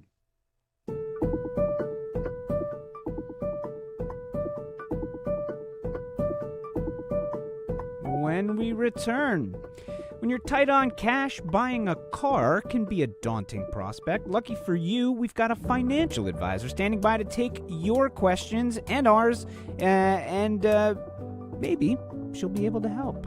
I'm Edgar B. Herwick III. This is the Curiosity Desk. Stay with us.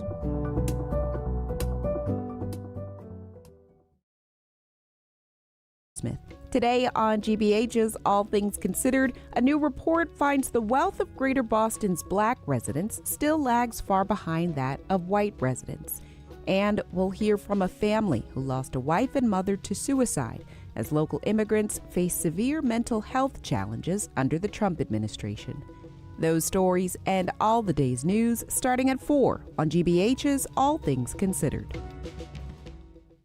Support for GBH comes from you. And PNC Bank, who believes when you pay attention to the details, amazing things can happen. Like when you check the pockets of a jacket you haven't worn since last fall and find $20. PNC Bank, brilliantly boring since 1865. And Harvard Business School Baker Library, featuring an exhibit on Muriel Siebert, the first woman to buy a seat on the New York Stock Exchange, open to the public. Details at library.hbs.edu.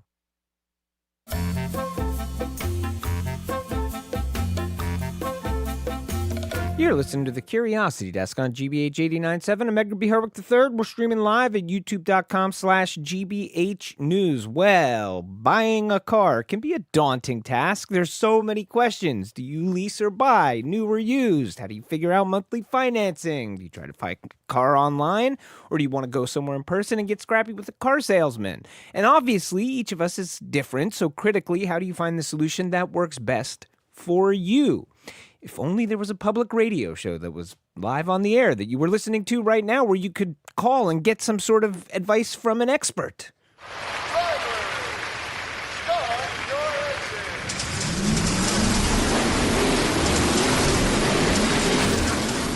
Yeah, well, joining us now over Zoom is Jennifer Lane. She's a financial advisor and the owner of Compass Planning Associates, an online financial planning service. And as we just implied, she is here to answer your questions. Maybe you're in the car right now and you're thinking, Edgar, you are right. It is time for an upgrade. We are here. We are ready to answer your car buying questions. You can call or text us at 877-301-8970. That is 877-301-8970. Jennifer, welcome to the Curiosity Desk. Hey, it's great to be here. Thanks for having me. Let's start with just some basic good advice. So, when we're looking at a car, if you're thinking, all right, I'm going to get a car, obviously affordability for many people comes into the equation. So is there like a good rule of thumb for figuring out how much car you can actually afford as opposed to maybe how much you could theoretically finance? Try to stay away from the what can you afford monthly payment. That's the first thing. The dealer is going to say, what can we do to get you in this car? And doesn't that sound kind of smarmy? And I actually bought a car recently and they're not all that bad, but sometimes you do get that. Go on to the lot knowing total what you can pay per month. But that's based on what you can afford over a 3-year loan. Because really, you can make any car affordable if you make the loan last longer. Gotcha. So a 7-year loan can double your interest, but boy, that's really going to be something, a weight around your neck for a long time. So 3 years is the timeline you want to be looking at when you're thinking about buying a car. Is there a reason for that? Is that typically what a car loan sort of length of time is, or is why 3 years? So 3 years avoids the problem of spending a lot of time upside down on the loan. So we all know that if you're buying a new car and even some used car, there may still be some depreciation when you purchase. So if something happens and you need to replace the car, maybe you're in something you can't control, like a car crash, the car is totaled, you don't want to have to go buy a new car when you owe more on your loan than the car is worth. Gotcha. The insurance company will send a check to the loan company. The loan company is going to be looking for you for the rest of it. So you want a 3-year loan to avoid being upside down. All right. So it's sort of like a risk mitigation sort of factor. Exactly. All right. Well, you mentioned, used versus new. And I think that's something that a lot of people just up front, that's kind of the biggest question. If they're looking at buying a car, they're going, oh, should I get a used car? Should I get a new car? And I think, I could be wrong, but it seems like the answer to that question is obviously going to be different for every person, but sometimes different depending on the market and where it's at a particular time. So right now, used or new, how should people be figuring that out? It also really depends a lot on the type of car. So if you're going back to that what can I afford over and pay for completely over 3 years, what do you need? Do you have 6 kids? Do you need to have a van? Do you need to have a large vehicle? Now you've got to go out and compare. So a large vehicle like a van, what's on the market? Are the used cars less expensive over that time period than the new cars? So it really does depend a lot on what you're looking for. You want to be able to buy the car, pay it off in the 3 years, and then keep it, ideally, and this is financially, ideally 9, 10 or more years. That's how you build wealth overall. That's not how everybody wants to own a car, though. Yeah. We're talking with Jennifer Lane. She's a financial advisor, owner of Compass Planning Associates. We're talking tips for buying a car. You can give us a call, ask your questions about it. 877-301-8970 is the number. That's 877-301-8970. Give us a call or a text. Ask your car buying questions. So when it comes to finance, obviously for a lot of people, you're in a position where, if you're going to get a car, you are going to take out a loan. However, is there some good ideas, rules of thumb in terms of if you do have some cash on hand? Is it, do you do a down payment? Should you buy a car outright? Should you finance it? What's the calculus there? If you're lucky enough to have the cash, you want to pay cash for the car. The whole thing. The whole thing. Right now, if you've got money in a money market, you're earning 4%. If you're going to borrow money for a car, whether it's new or used, realizing that you've got decently good credit, you're going to pay 6%. So you're paying more than you would get on your savings. So that brings you into, okay, you really do want to pay cash. But like you said, not everybody can do that. Yeah. So you want to shop for your financing before you go to the dealership. So go to the credit union, find out what you can get for a new car or a used car for financing for them, and then go on to the dealership looking at the car that you want to purchase. Don't talk financing right away. Talk about the off the lot cost of the car. So what is the total cost of this car if I drive it away right now? Don't even talk financing. Once you have that number, once you've decided on which dealer you want to work with, because you can work with a million dealers. It's nothing to say you can't go to one dealer, do your test drive, and then decide on that price of the car, and then go to another dealer and go through the same thing. It's time consuming, but you're spending a lot of money. Yeah. Since you know the credit union will give you, then when you talk financing with the dealer, you'll know what you should expect from them. All right, we're with Jennifer Lane, financial advisor, owner of Compass Planning Associates. We are talking car buying ideas, tips, etc. 877-301-8970 if you want to give us a call or a text. We got a question via text here. Jennifer, somebody's asking, is there a best time of year to buy a new car? Or is it just kind of whenever you need one? Well, unfortunately, for a lot of people, it's whenever you need one. Yeah. But you oftentimes can find cars when they're getting to the end of the season. I bought a car a number of years ago in August and was able to buy the next year that for some crazy reason at that point was actually a good deal. So there's a switchover in the summertime. I'm a financial planner, not a car dealer, so not a car person. So there are switches in the season. Also, remember, a lot of the people on these car dealership lots, they're incentivized by commissions. So they may be waiting for the end of the quarter or the end of the year. They might be able to use some of their flexibility that they're given by their employers to kind of deal a little bit towards the end of the season or the year. So that could help too, if you're willing to negotiate like that. Gotcha. All right, we're going to go to the phone lines now. We've got Yana in Marshfield. Yana, welcome to the Curiosity Desk. What do you got for us? So, hi. Thanks for taking my call. Thanks for calling. I have a 2018 Forester Subaru, and I love it. It's been good to me. But this year, I've already spent $1,800 in repairs, and they told me that it's going to need about 2,000 more, which includes a full brake job and also a broken axle, which they repaired. Broken axle? What were you doing? You were Anyway. off-roading, or what were you doing that you broke the axle? I guess called potholes and living up by the ocean. I don't know. Potholes will do it. I mean, the potholes around here definitely break an axle. All right, I'm sorry. Keep going, Yana. So I'm just debating whether this is the year that I go for a new one, and then I think to myself, well, maybe I'd get a good deal on the 26 instead of going for the 27. And, looking at the excise tax doesn't really thrill me. I've been without a car payment for 3 years, and, I'm debating. Subarus are good for a lot of miles. I'm at 113, so... Yeah, what do I do? Do I pop another 2,000 for repairs, or do I buy a new one this year? Yeah, so I'm also in my seventh decade. Wow, well done. I'm out there on the roads, Yana. We love it. So, Jennifer, what do you think? I mean, Yana's touching on something here that I think, it's a situation that I think a lot of people can relate to, which is, that, like, how do you calculate, or what are the things you should be calculating when you're in a position like this where you're going, okay, like maybe I just spent some money on repairs.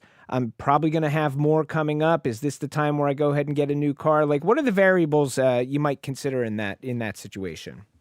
That repair question is a great question. And one of the things she mentioned were the brakes. Now, those are things that happen on a regular basis. Those are something that you need to maintain. So I almost would kind of set that aside. It's like, okay, well, this Forester doesn't owe me anything. I need some brakes. It's going to need brakes again in however many years you have to replace the brakes on Foresters. The axle is another thing. That's kind of more structural. So then you think, oh, wow, is this really the end of the car? One thing you could do is look around locally, ask your friends for an independent auto mechanic, have him look at the car, because they might look at the car and then say, wow, this car actually has really a lot of great more miles in it. Someone who's independent will be able to really tell you whether or not you have a lot of maintenance left to go.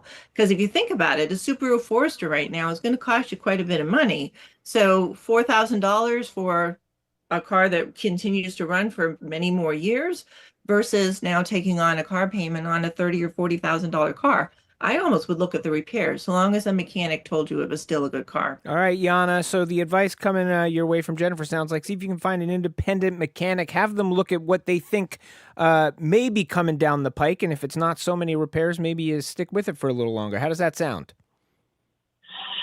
Sounds quite reasonable, and I will take Jennifer's advice. Thank you very much. There you go. Look at us. We're solving problems right here on the Curiosity Desk. This is the Curiosity Desk. We're talking with Jennifer Lane, financial advisor. We're talking car questions, 877-301-8970. If you want to give us a call, we're staying on the phones right now. We've got Jim in Hingham. Jim, welcome to the Curiosity Desk. Go for it. Yeah, I just have a comment. I'm a guy in his 70s, and I've had a number of cars over the years.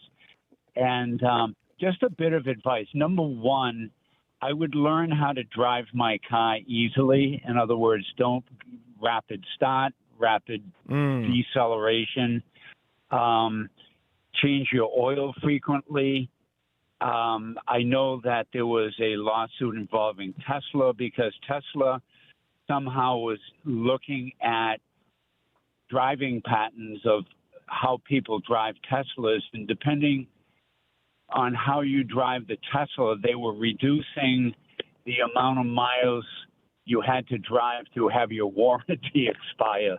You're right. They realized that when you drive a car hard, it's going to need more repairs. Yeah.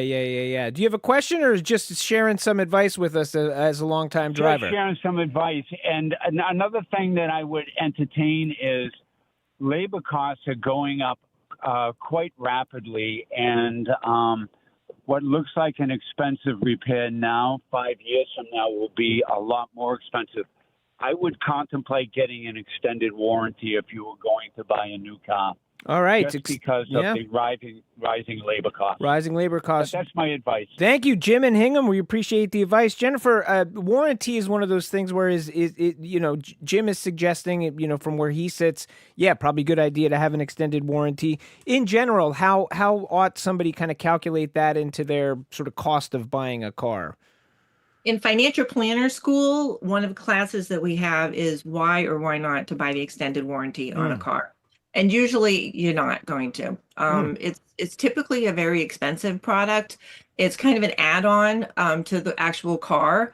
And now some people will buy it for the convenience and for the peace of mind. Like what Jim said, he feels that the labor costs are going up. So the extended warranty gives him his peace of mind. The wonderful thing about the United States is we can all have our own rights and our own decisions about what we want to spend money on. So if you want that extra added peace of mind, then it's a good idea. But if you ask a financial planner, and they will generally tell you, no, not usually worth the extra cost. Gotcha. We're talking with Jennifer Lane, financial advisor. We're talking car buying tips, 877-301-8970. If you want to give us a call or text, that's 877-301-8970. Jennifer, what about the buying versus leasing thing? When does it make sense to lease? When does it make sense to buy? Is there some rules of thumb here? There are. Well, like we've said before, if you want to get the least cost of transportation, the best thing to do is to buy a reasonable car that is very reliable and keep it for a long time.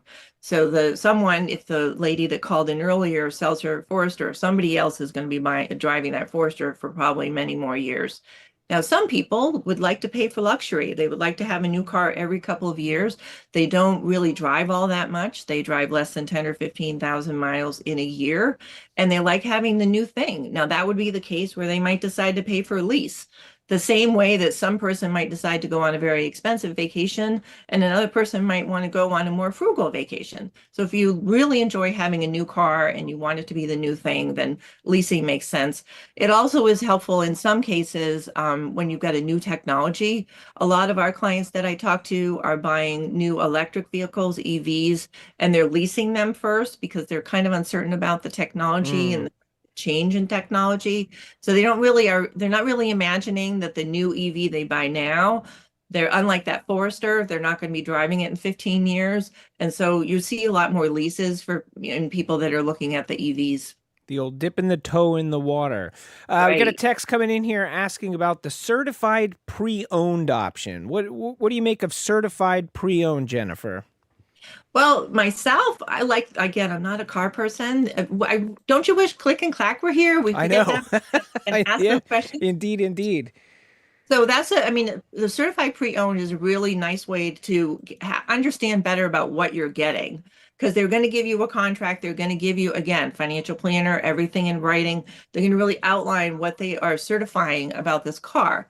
And that would be a way that you would buy a more expensive car as a certified pre-owned. Let's say your 3-year budget is $30,000 or $40,000. Well, you're not going to buy an expensive luxury vehicle for that. However, if you're buying a pre-owned vehicle, this is a 2 or 3-year-old vehicle, the depreciation is gone. That might be something that you can afford in your 3-year car loan budget.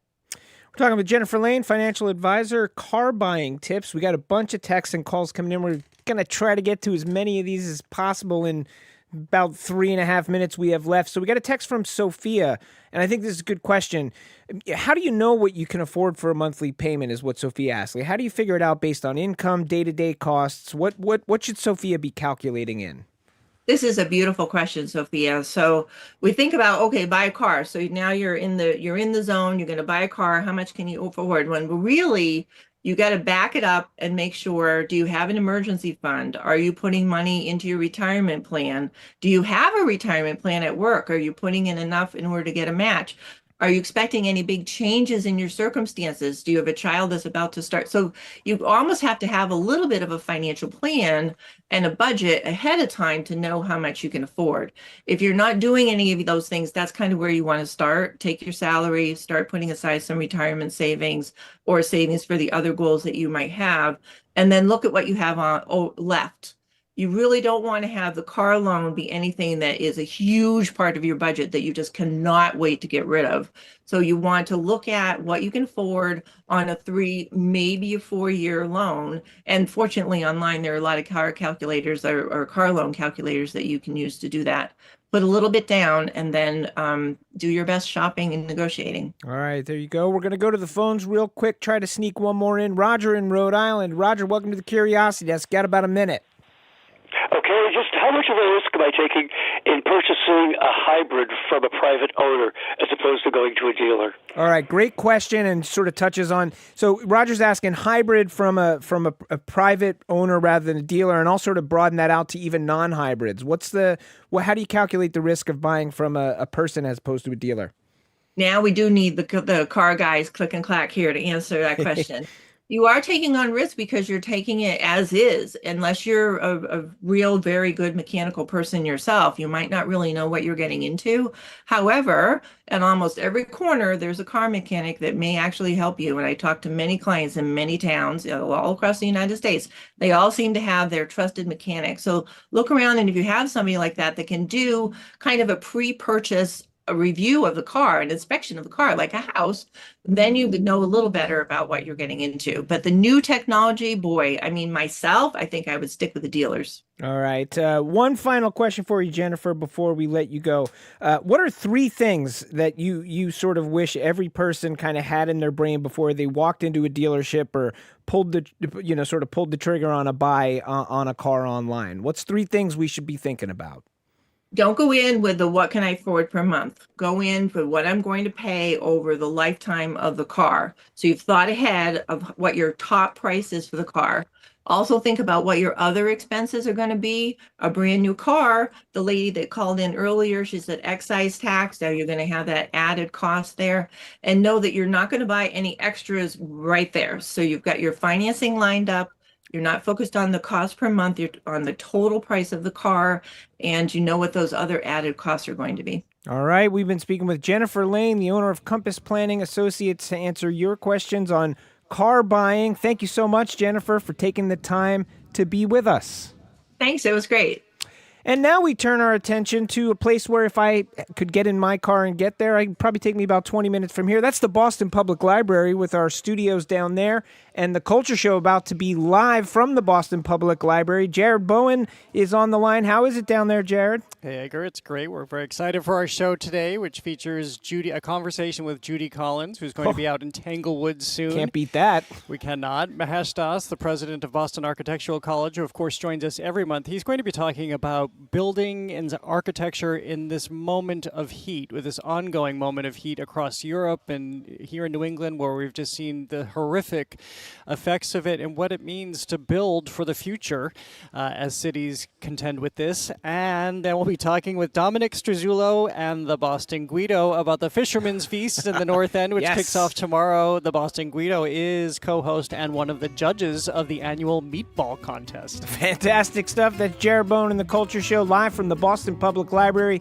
coming up in just under 2 minutes, so do not go anywhere. As for us, that about does it for now. Curiosity Desk is produced by Aidan Connolly, Rachel Armani, Olivia Corcio, and Hannah Loss. Our interns, Mukhtar Dharma Purkar, Patty Daniels, and Jamie Bologna always remind us to keep our eyes on the road. Thank you both. Our engineer today, John the Claw Parker, as always. Special thanks to Andrew Massawa, Bradley Lewis, and Cullen Cockerell. We will be right back here in 23 short hours on GBH 89.7 and streaming on YouTube. If you can't wait that long, we got the podcast version of the show. You can check that out wherever it is that you get your podcasts.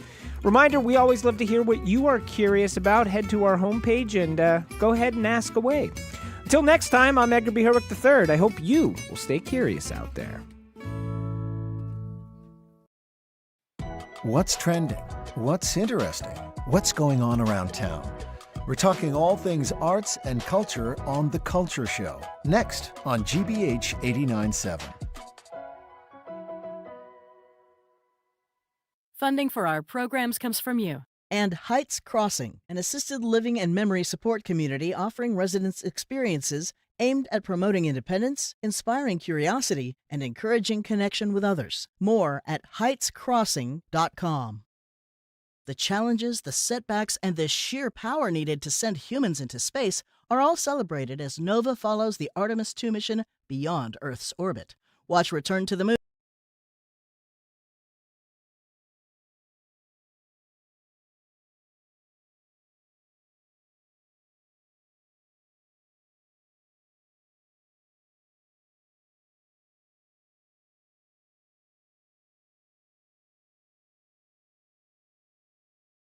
Judy Collins.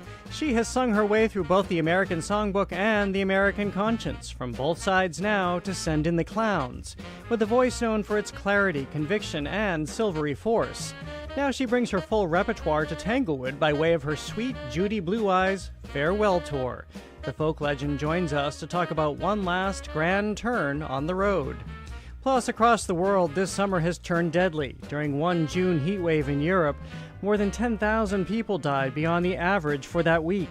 South Korea shattered its all-time temperature record, and wildfires forced mass evacuations from France to Washington state. Mahesh Daas, president of Boston Architectural College, joins us to ask how cities must adapt, and whether shade itself should become a civic right. And from summer heat wave to a summer tradition, we'll get a preview of the 116th annual Fisherman's Feast in the North End. A tradition since 1910, it features parades, a procession, and pits meatball masters against each other in an ultimate competition.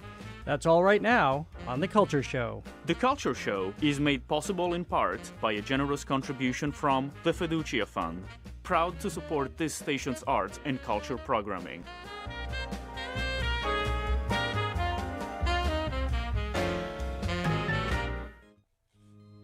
I'm Jared Bowen on 89.7 and streaming on the GBH News YouTube channel. This is The Culture Show, and this needs no introduction. Flows and flows of angel hair and ice cream castles in the air and feathered canyons everywhere. I've looked at clouds that way, but now... That, of course, is Judy Collins, already starting to sing along with Both Sides Now, her Grammy-winning recording of the Joni Mitchell song, which is now also part of the Grammy Hall of Fame. Collins has spent a lifetime hearing what other people's songs could reveal, like those of Mitchell or Leonard Cohen or Stephen Sondheim. She then brought them into her own clear light, with a voice known for its silvery strength and grace. And in 2022, after decades as one of our great interpreters, she released Spellbound, her first album of songs all written by her. Collins' voice has also resonated beyond music as one of the defining artists of the 1960s folk revival. She has long tied her art to activism, speaking out for social justice, environmental causes, and human rights. Now she is reflecting on that career with the Sweet Judy Blue Eyes farewell tour. She'll appear at Tanglewood on August 30th alongside Mary Chapin Carpenter and Roseanne Cash. Judy Collins, welcome back to The Culture Show. It's great to see you as always. Thank you so much. Well, this is probably hard for people to accept, the farewell tour part of this. What is this moment about? This is about all of us who do this.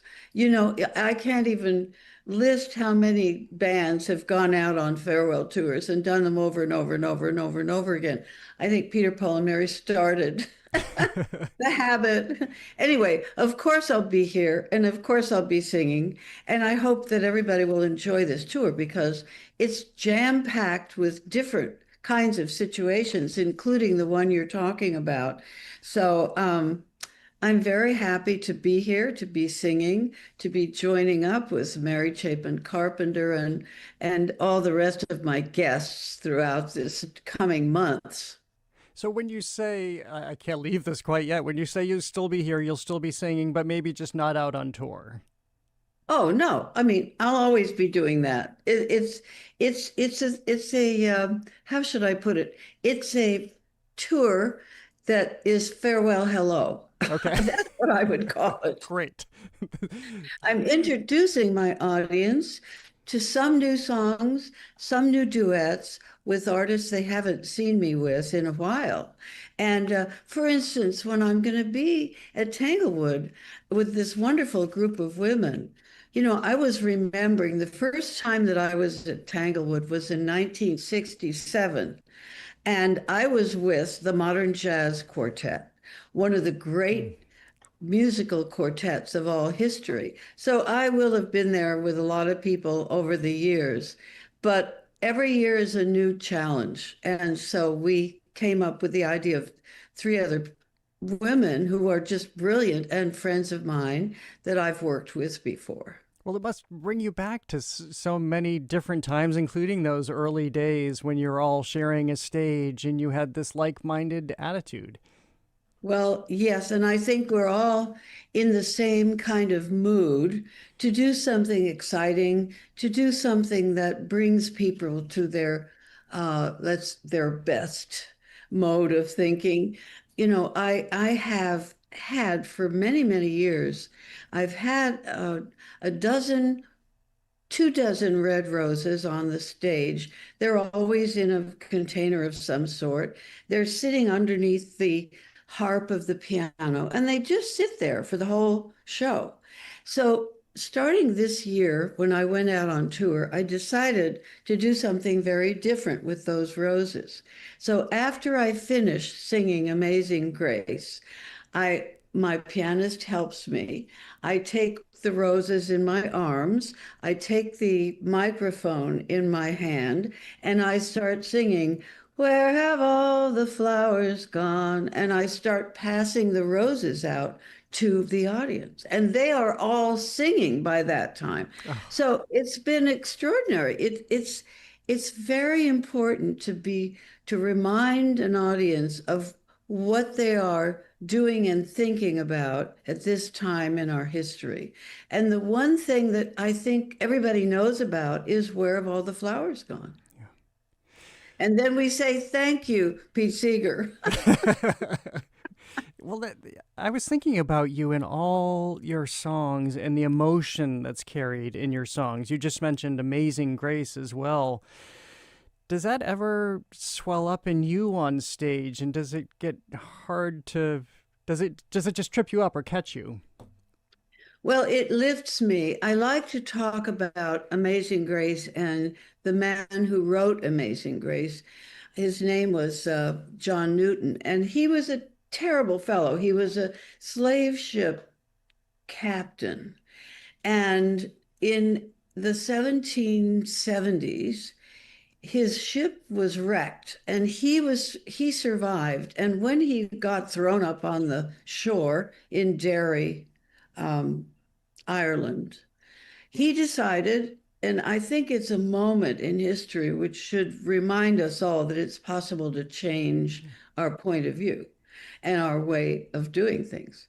And so he decided that he would give this all up and he would go and live in England and be part of a church and write music. And the first thing he wrote was Amazing Grace. And he helped the whole Western Hemisphere start to get rid of the slave ship trade. They started with the English and a guy named Wilbur Wilberson, who was a parliamentarian in England. He was fighting to get rid of the slave trade. And so to pass a bill, which it took him until 1808 to rid England of the slave ship trade. And so it took another few years for us to do it. We got rid of it in 1820. But it was John Newton who really pushed this along in England. And of course, he wrote Amazing Grace. And so we all sing the song. And he even wrote the song itself with the verses. And now we all sing it. So it all brings us back to changing our minds about certain things and moving ahead to a new world. Well, let me ask you more about the new world, the current world, but I want to go back to your 1970 album, Whales and Nightingales, where we heard Amazing Grace. You gave us a prelude to thinking about our time right now, and these lyrics, of course, take us there. What do you want to remind people about this time and what you've already seen and experienced and shared in your lifetime about moving through this moment? I think it is a terribly difficult time for a lot of people. And one of the things that I think about why I tour and what I do is that there is a chance. I do 100 shows a year pretty much without fail. I mean, I used to do maybe 68 shows a year. But in 2008, when the world changed in terms of money and so forth, I had to start doing 100 shows, which I do now every year. So people get a chance to come into, for some glorious place that I'm working, the theaters and the wonderful.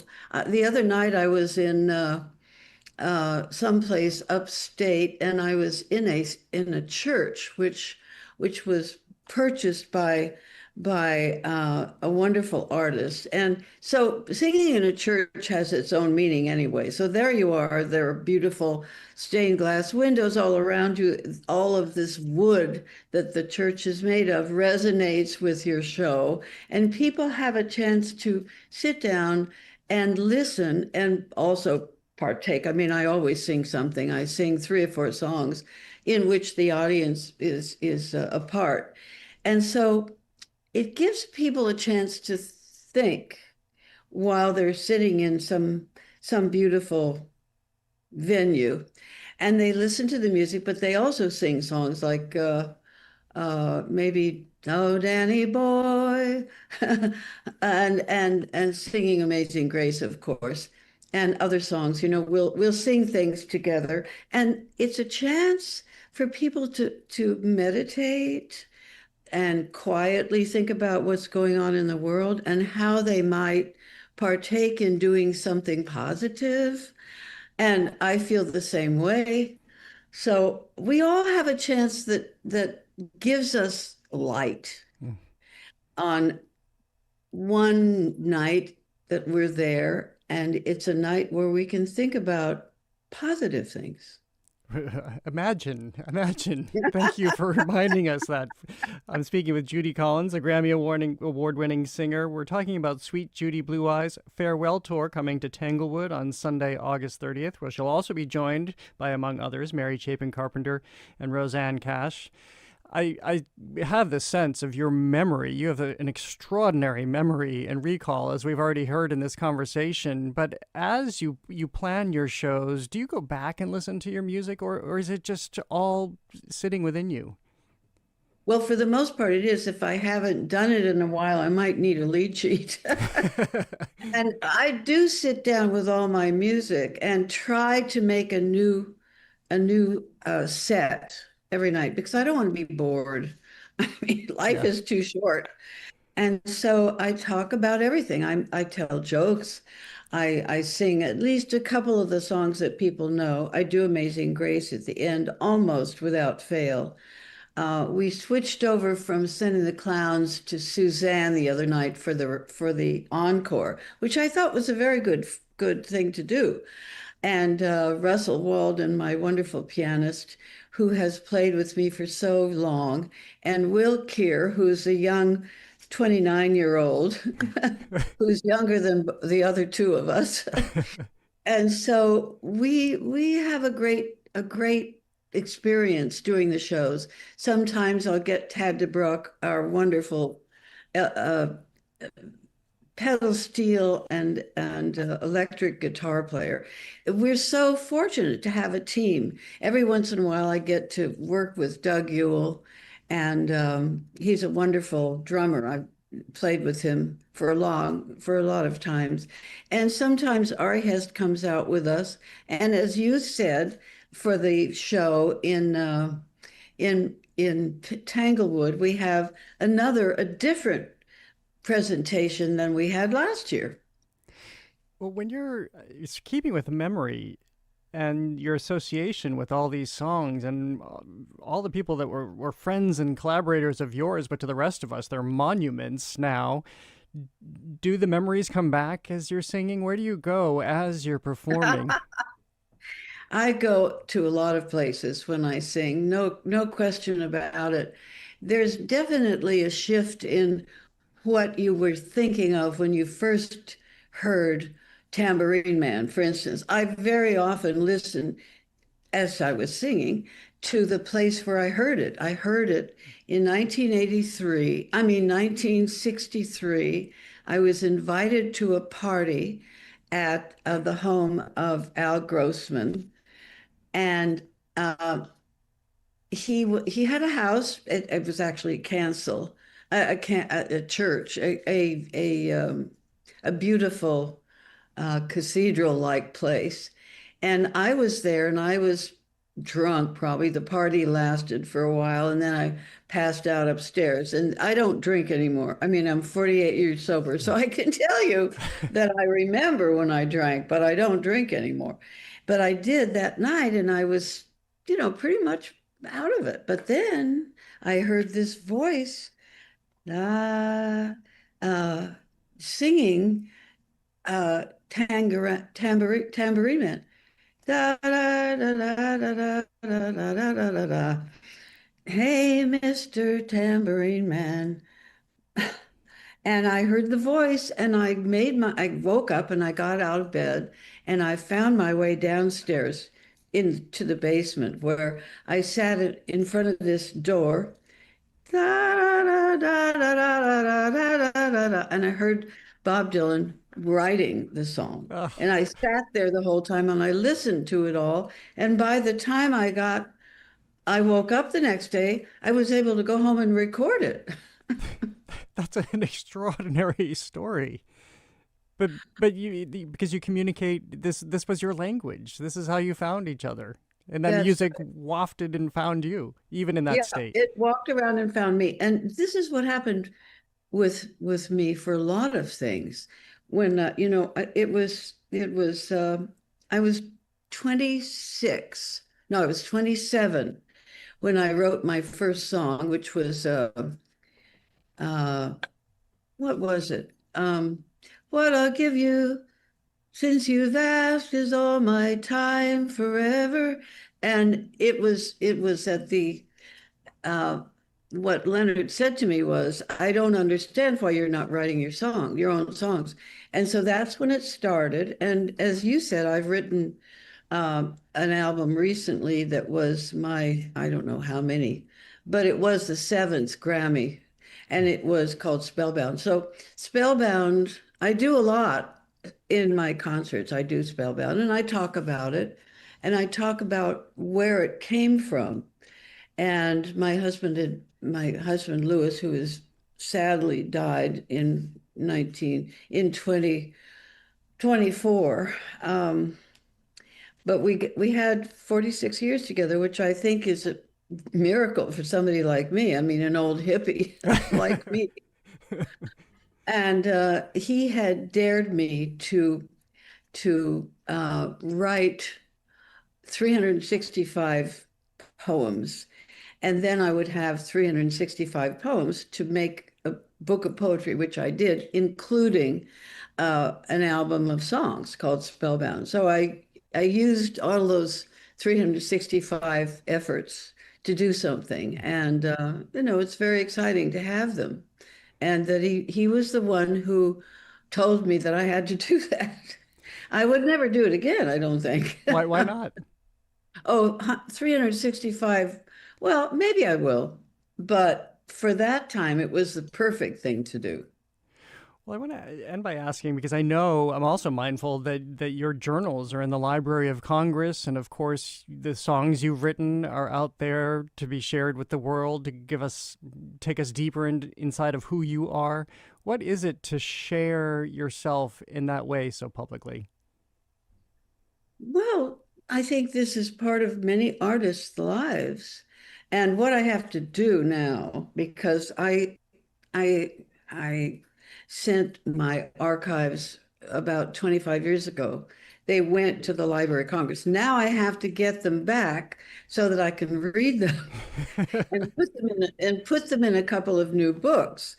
And that'll be quite a journey, because I'll either have to go down there and look them over, or it is possible that the library might send them to me to spend some time. I don't know what'll happen. I can certainly go down to Washington, D.C. and have a look and sit there with my telephone and, be able to translate them or put them down or record them. And that might make more sense if I read them out loud into my telephone, which can record everything. Then I'll have them at home to work with and to write into my journals for the next book. We look forward to having you back on the show when that happens. By the way, that'll be that weird thing. I've seen this happen. They're your materials, but they'll still make you wear the white gloves because at this point they're records in their archives. Yeah. I have to. Yeah, I will. And I'll do it. I'll be happy to do it. I'll be glad to get them back into at least my vision and my mind. Well, my goodness, what a life. I've had the fortune of talking to you many times over the years, and I look forward to talking to you when the books come out. Thank you so much for being with us. Thank you so much. God bless and have a wonderful day. You too. Judy Collins is a Grammy-winning singer, songwriter, interpreter, and activist. Her Sweet Judy Blue Eyes farewell tour comes to Tanglewood on Sunday, August 30th, where she'll also be joined, as I mentioned, among others, Mary Chapin Carpenter and Roseanne Cash. For tickets and information, go to tanglewood.org. As extreme heat becomes baked into city life, how do we redesign the places we live to keep people safe? Mahesh Daas, president of Boston Architectural College, joins us for that conversation. He's next on The Culture Show. Stay with us. The Culture Show is made possible in part by a generous contribution from the Fiducia Fund, proud to support this station's arts and culture programming.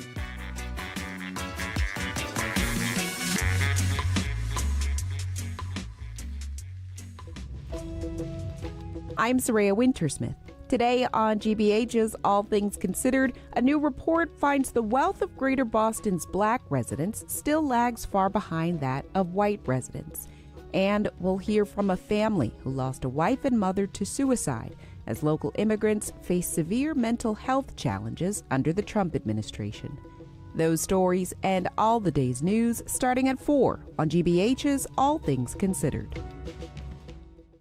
Funding for our programs comes from you. And MIT Sloan Executive Education, a global community of leaders seeking fresh insights on strategy, innovation, and AI. More than 90 programs offered year-round. More at executive.mit.edu. And Smith College Museum of Art, presenting artist Alma Thomas, who created abstract paintings inspired by nature, space, and music. On view at Smith College Museum of Art in Northampton. scma.smith.edu. And Cambridge Trust, a division of Eastern Bank, dedicated to helping individuals and businesses pursue their financial goals with a full range of banking and wealth management services. Learn more at cambridgetrust.com. Wherever you are, you can stream GBH 89.7 on the GBH News app. From your kitchen to your commute, stay connected with expert interviews and trusted local news. Download the GBH News app today on the App Store or Google Play.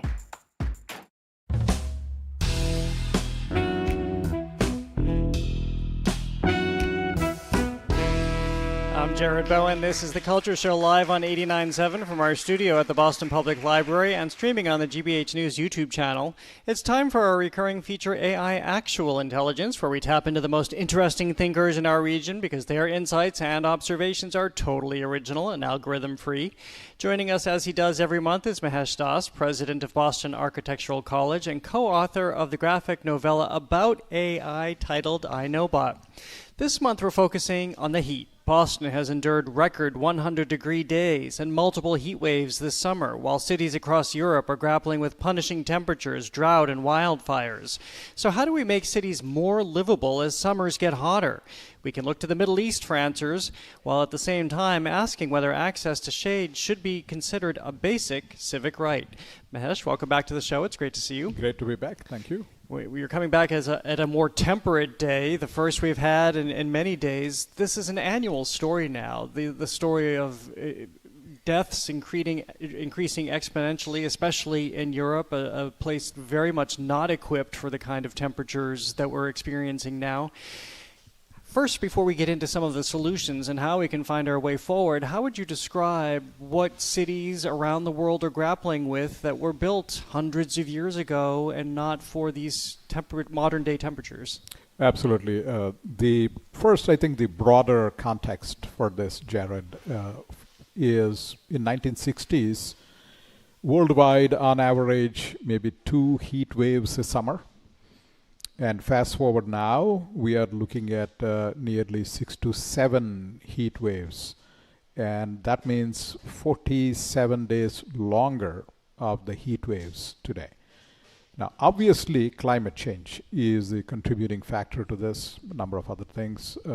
compounding to it.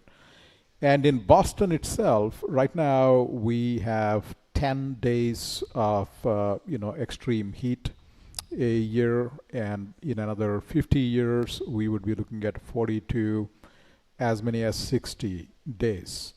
And that is going to change the calculus about what the cities were designed for and how they are going to adapt and evolve for this changing circumstance of extreme heat, particularly in climatic zones that were not used to it before. Because growing up in India, I grew up when the temperature would typically go to 115, 118 degrees with 100% humidity. So the air temperature itself was pretty harsh and no air conditioning. And so was yours an environment that was built for that kind of... That's correct. Yeah, exactly. I think culturally, architecturally, urban design-wise, there are a number of things that could be done. Even India is finding it difficult to endure these heat waves now. So the death tolls are mounting, productivity losses are mounting. So all around, it is a real problem, as big a problem as flooding and superstorms, wildfires, you see. So this is part of that mix of things. Well, we'll return to what India has done and what Abu Dhabi is doing as a solution. But for parts of the world that were, again, built centuries ago, never expecting the temperatures would be where they are today, what are they facing in terms of addressing this issue, or even a turnaround in terms of infrastructure and architecture? Yeah, I think different parts of the world are preparing differently. Europe, we have just seen the heat wave in Europe, across Europe, all the cities just skewering in the heat. And in Boston itself, we are witnessing that. Boston developed a study in 2022 in order to prepare for it, although it is not clear exactly how it might get implemented and all that, but at least we have done the study to see the impact of it. So for instance, in Chinatown area, there would be a difference of around 7.5 degrees compared to the cooler parts of the town. And the red line district areas are typically seeing around 3.5 degrees more temperature, and we are talking about simply air temperature now. There are some principles here we have to counterintuitively think about when it comes to extreme heat. So first thing is air temperature. So when we say today is 80 degrees, that means it is air temperature. The surface temperature means you go walk on the sidewalk. Sidewalk could be another 10 degrees hotter. But when you experience the radiant heat combined with the ambient heat, can be felt 30 degrees more than the air temperature. What we are trying to talk about is how do you address how the body, the humans and the living beings moving around the city are going to experience the heat. So is this more significant than addressing what buildings can do and whether they have air conditioning or other methods of cooling down? Why the focus on the transition of human beings throughout a city? You've just outlined the inequity for one, but how do we begin to address what quality of life and what health is in these moments? Absolutely. So see, cities are made to move. I mean, right now we are looking outside and people are moving around. And vehicles are moving around, and you go to the park, you go to work, you're moving from building to bus stop, train stop, the T, which is locked, is not working right now, but you'll be walking to. And so the city is about movement. And that is where a large amount of public space and or outdoor spaces are implicated. The building itself, obviously we have air conditioning, and air conditioning is going to be an increasingly required necessity in parts of the world like that. But it is the total entirety of the urban zone that must be now considered, not just the building. So the unit is at once the human being, but also the city scale. Well, this is where it becomes interesting in looking at what Abu Dhabi is doing right now. And one town in particular that has just been built from the ground up. This Yeah. is a town that was built to withstand the extraordinary heat that a place like the desert in the Middle East will experience.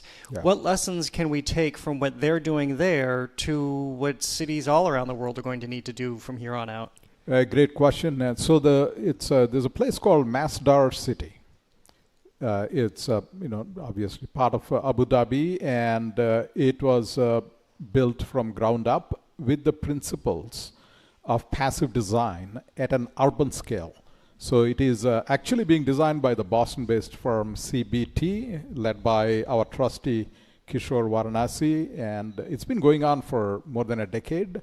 And that is a great example of how you think at the city scale, and you are thinking first the passive design of orientation, layout, the spacing, the open spaces, and the outdoor areas, how to keep it cooler, both in terms of the surface areas, but also the human experience of it. So give me a sense of what it's like to pass through the downtown and how you can escape from the heat in this brand new town. So the data are pointing to it is around 10 degrees cooler than Abu Dhabi at large. So now it is an arid zone. Granted, it is a different climate zone, and it was a city built from ground up, right? Its orientation, prevailing winds being taken advantage of, minimizing solar gain by orienting, the smaller surfaces to the sun. So there are basics that we must do at the urban scale. Well, how do you do that? I mean, I'd love to get granular on this because it's so fascinating, but how do you harness the wind? How do you harness the breeze to make sure that it's, I guess it's in some way almost an outside air conditioning or an outside fan that you have constantly blowing? You got it. I think that is a good analogy to use here. So when you experience the flowing breeze that decreases the temperature on the skin through evaporation and such.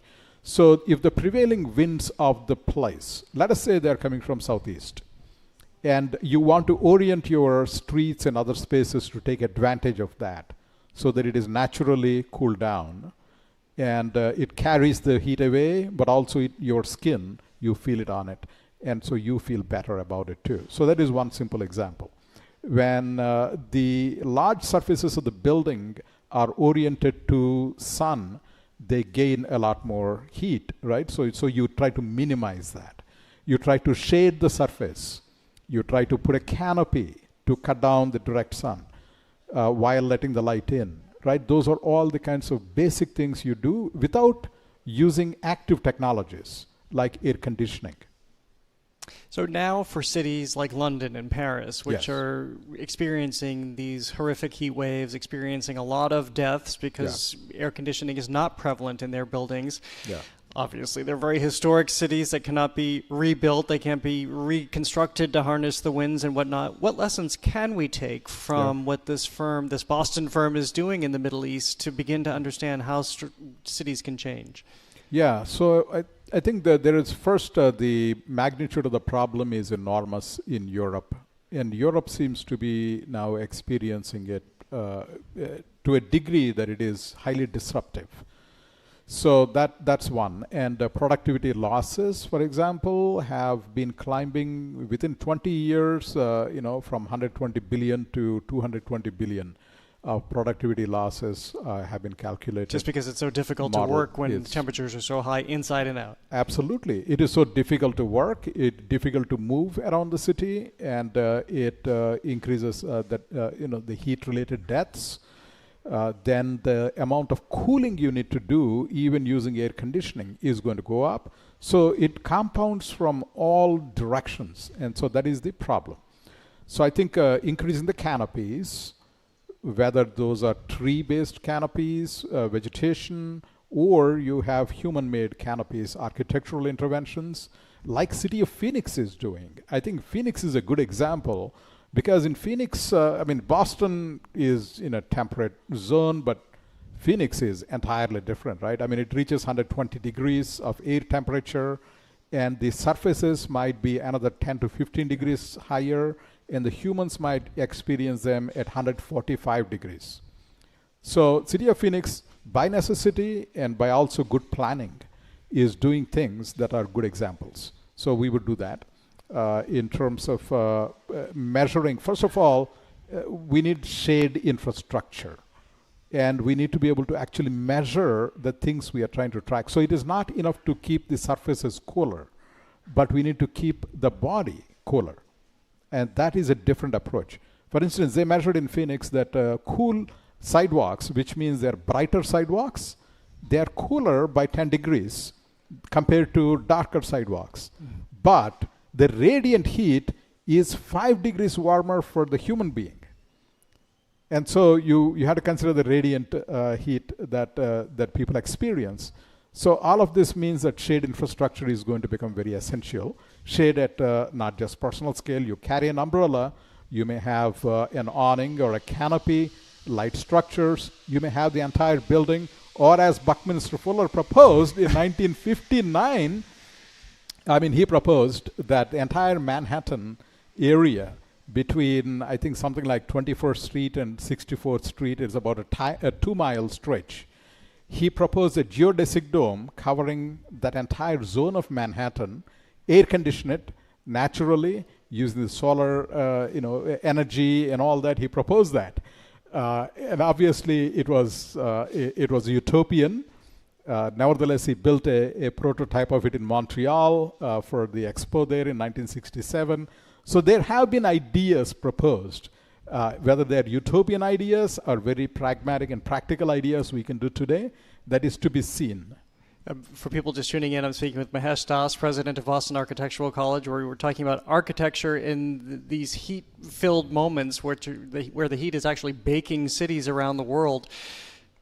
Architects think big. Just to go back to Bucky Fuller for just one moment, did he actually think this was going to happen, or is this... He was serious. This is what... Really? He worked out the entire plan, logistics, the cost. He thought that with 16 helicopters, and at that time, in 1959, a cost of $3 billion, okay, that it could be done. And he showed that economically it would benefit the city tremendously. For instance, you don't have to do any snow removal in winter. Right? Well, I think we've seen lots of TV shows. I just finished watching Paradise, where that's kind of the thing. It doesn't end well. Maybe that's why it hasn't been done yet. Right. I want to go back to your own experience growing up in India, though, Sure. and what you experienced there, and now what you understand about your environment growing up, and how that contended with heat. Yeah, I think there your lifestyle and architecturally everything, you adapt to it. So there was no air conditioning. These days, of course, there is air conditioning in terms of individual units.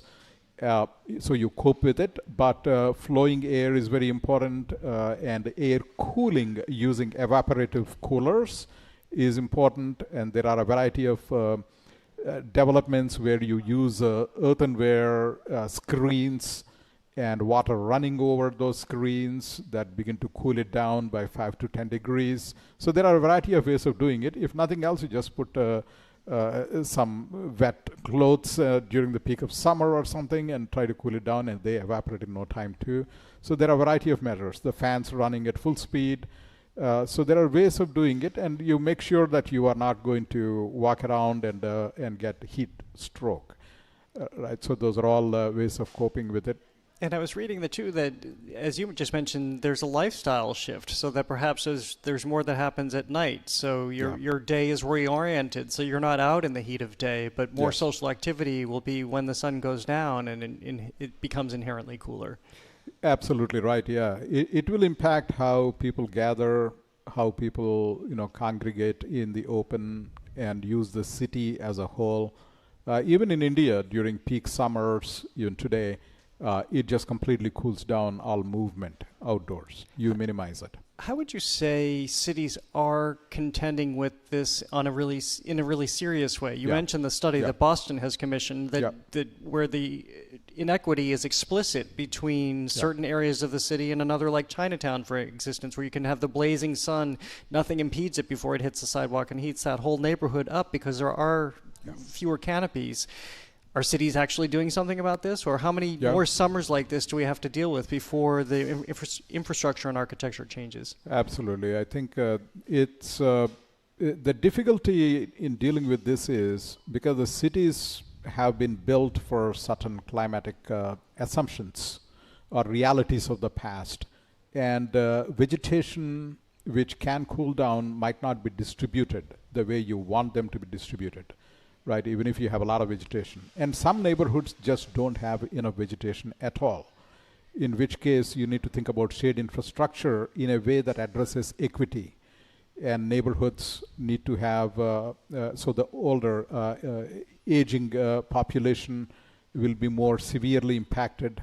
So I think we have to look at the equity, which the Boston Plan actually does study various neighborhoods and talk about where there is more or less of and all of that. So it's good to have that inventory.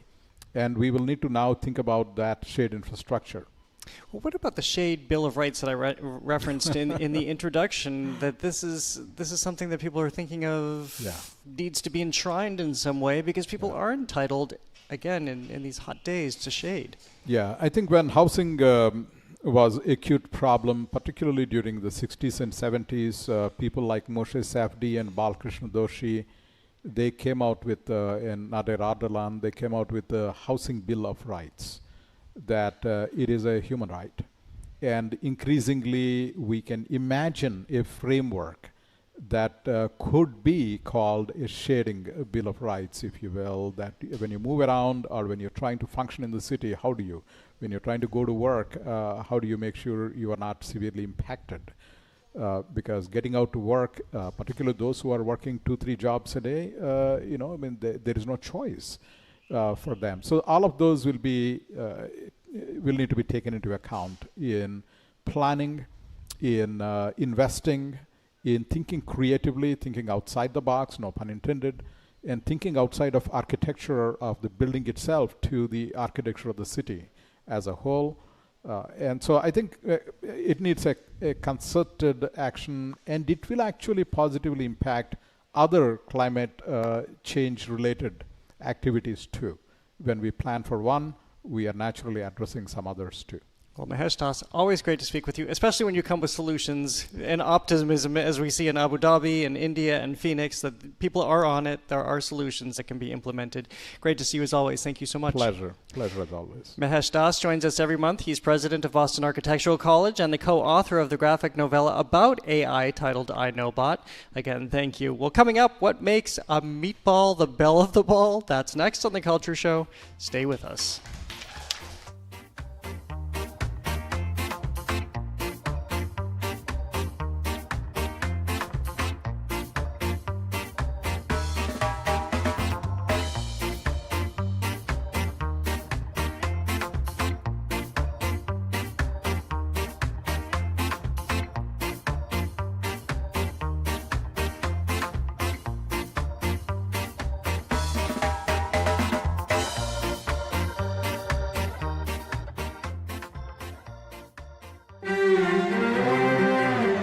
Climate change is driving water scarcity worldwide. There are places that still have water, but where it's warmer than it should be. It is crazy in comparison to the past years that it was so warm so early, but it is weird. Yeah, it does not really feel right.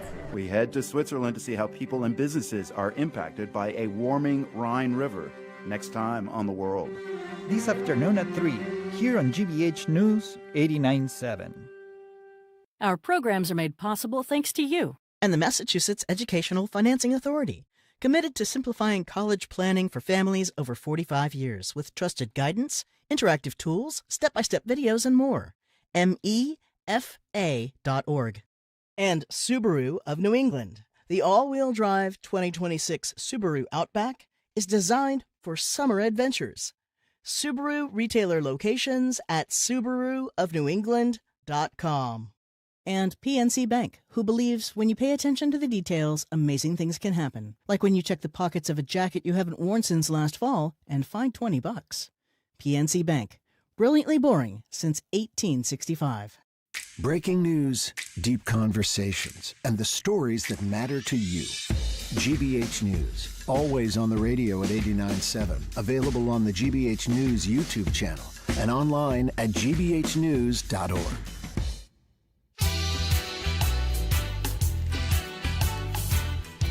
I'm Jared Bowen. This is The Culture Show live on 89.7 from the Boston Public Library and streaming on the GBH News YouTube channel. And it's time to get in the mood.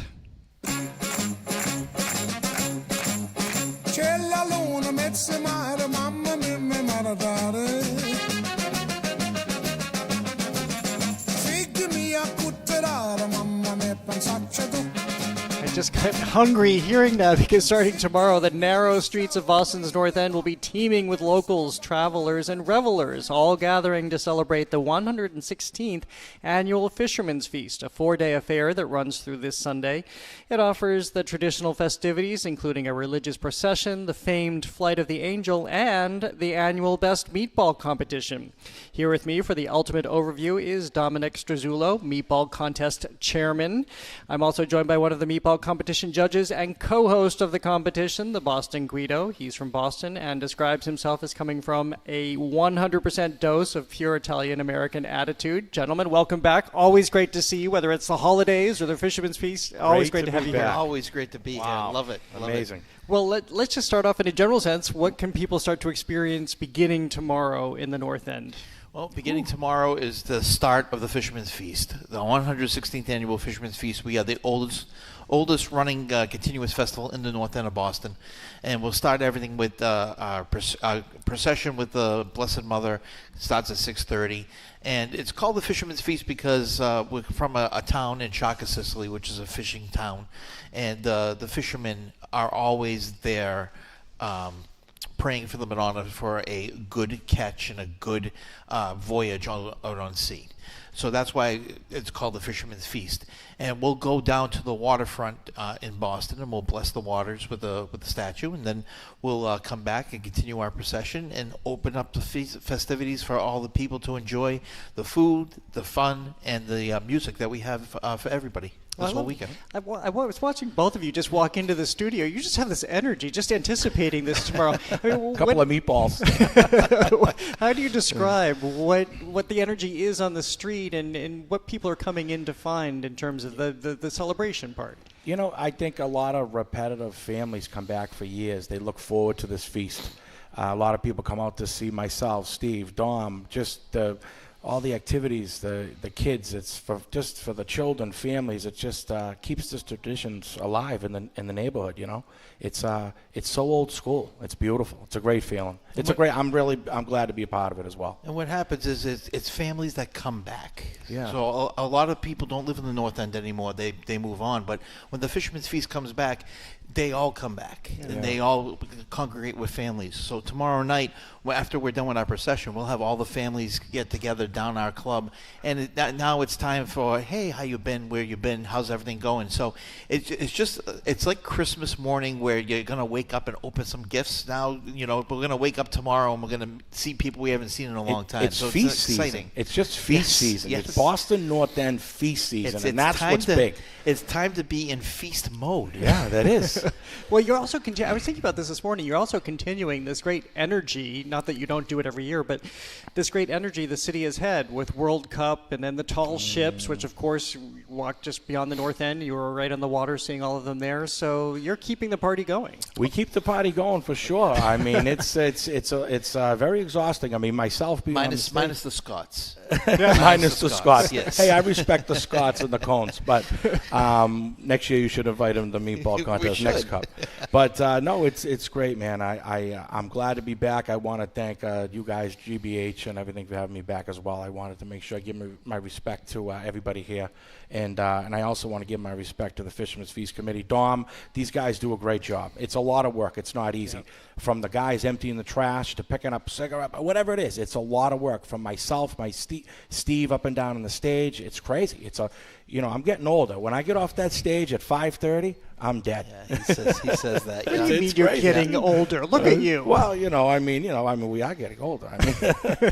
All right. Well, let's get to the heart of the meat of the matter. Yeah. What is the work involved with the meatball competition? Well, we're in our 7th year with the meatball contest, and I have to say, we've been through transition after transition, but once these guys got on board, Steve and Guido, everything is just taking off with the meatball contest. It's Appreciate gotten that. better and better and better every single year. So it's a kudos to them of what they bring with their social media presence as well as their physical presence and people that they know. And it's because of that we have grown, and we're growing to a point of this year adding a VIP area to our meatball contest. Sold out, by the way. And which is brand new, and it's just something that we just put together and was completely sold out before we even get to Saturday. So we've already sold tickets for this VIP area and haven't even given out meatballs yet. It's unbelievable. And we have new partners that have coming in now with Keneally Meats is now coming in as a sponsor of the VIP area. So we're inviting more people in, and we're opening eyes of what we actually do. And now the meatball contest is actually becoming a secondary highlight of the feast, second to the Flight of the Angel. Absolutely. But it's becoming a secondary highlight that everybody is waiting for. Well, I think it also coincides with your many appearances on the Culture Show. Surely that is not just incidental as you're thinking about the success of the meatball competition. This is terrible for me to ask because now nobody, me included, can get the VIP tickets. But what is the VIP ticket experience? Absolutely. So the VIP ticket experience is going to include coming in. Of course, you get your meatballs because you have to judge for the meatballs, and then with the way I'm describing it is it's a tour of Italy. It's going to give you an Italian experience. So we have espresso martinis that are going to be given out. We have Keneally Meats that are going to be doing sliders of meat and pork. We have a wine company that's going to be coming in and doing tastings as well as pairings with your meatballs or with your pork and beef sliders. We also have a prosciutto company that's going to be coming in and giving some slicing of prosciutto and everything like that. So it's a little small tour of Italy where you get just a little bit of everything. And of course, when you leave, you vote for your winner of the meatball contest. But trying to just make the experience a little bit more enjoyable for everybody. It's welcome to the family style, Well, okay, so I remember when we talked about this last year. This is why I love having you back on, because you remember how it went down last year. You remember the ingredients that worked. You remember the feedback from last year. So as this builds and as you're headed into this year's competition, what do you point out that happened last year that people should be aware of, and as the meatball competition is being upped from year to year? Well, I mean, we have, like Dom says, we have some additional sponsors. We got also in the VIP that we want to mention, we got music in there by Massive Entertainment. Big shout out to them, by the way. I think that you're going to expect bigger lines, but that's a good thing. Now, now. Listen, the VIP may be sold out, but I want to add this: is that there's plenty of room for everybody to taste the meatballs. It's only $10 to enter. As you come down at the corner of Fulton and Lewis Street, you have a Fisherman's Feast attendees, and it's just $10. You can taste all the meatballs. So I don't want to just steer everybody away with the VIP being sold, but still we need these people to come down and vote. So I just think the long lines is the thing, which is a good thing. And how different are the meatballs? A couple of different restaurants. Yeah. We got a couple of added restaurants. This year we have added Strega. Strega's coming back to the meatball contest. Michael G's. We've actually have Rigatoni's from New Hampshire. Oh, Lisa, that's going to be coming in, and Dirty Italian from South Boston. Those are a couple of new ones that are going to be coming in. So it's texture, it's taste, it's for me, it's seasoning. You got to have the right seasoning in there. You can't just roll a meatball and throw it in sauce and go, okay, we're done. No, it's got to have the right seasoning in there for me. And we can't expect the sauce to be the seasoning of it. So that's what I'm looking for. I'm looking for texture, and I'm looking for seasoning. Yeah, no canned. These are not canned meatballs, by the way. And we don't take bribes, all right? No cash envelopes. And Jared, listen. Can people try to bribe you? No, those days are over. But Jared, where's my meatballs? Last year you brought meatballs for me. Where are they this year? I got ripped off here. It's PTSD because we went out and we bought these horrible, in your estimation, meatballs last year. Oh, unbelievable. The looks on your faces when you put them in your mouths, we were horrified. Those were canned. No. I mean, we bought the meatballs that our NPR salaries could afford. I'm on a diet anyways. I have to save until Saturday, all right? Oh, Saturday. And we also have partners with Piantadosi Bread and, meatballs and bread. right there. It's going to go great together with everything that's left over. We always dip the bread into the sauce. You know. You have the whole thing laid out. Oh, that's the thing. You have to. You have to. So when do you introduce the chicken parm competition? Is that a few years That's off? an American Italian dish. Well, wait, aren't meatballs kind of an American thing too? I think that's old school. Meatballs old school. Meatballs is definitely old school. That's spaghetti and meatballs is that's when you go to a restaurant, and some restaurants actually have a Sunday dinner on their menu. It's spaghetti and meatballs is what the Sunday dinner is. But meatballs is just the biggest attraction for any Italian restaurant. It really is. Yeah. Where does the cheese come into? Have I asked you this before? Because I'm a big cheese on everything cheese, guy. I mean, cheese right when the meatball comes out. Sprinkle that cheese on there nice. I don't like a lot, not too much. Well, I mean, there's that, but there's also the cheese in the mixture. Well, that's depends on the recipes and different regions. Right. So you got the double cheese, the triple cheese. It depends on how much cheese the bread, the milk. People put the veal, the sauces, all different ways of different things. One restaurant could be very, very good, and you'd be like, wow, those are the best meatballs in the world. Then you go to the next booth, and you're going to be like, wow, those are the best meatballs in the world. And that's the whole competition of this. Well, isn't that the hardest part for you as the judge to remember what you ate for the first one versus the last one? It's hard. It's definitely hard. You should definitely swig water in between. I was going to ask you that. So you're not sniffing coffee beans or something like people do in between candles or spitting it out. Like and we've had a lot of people that come in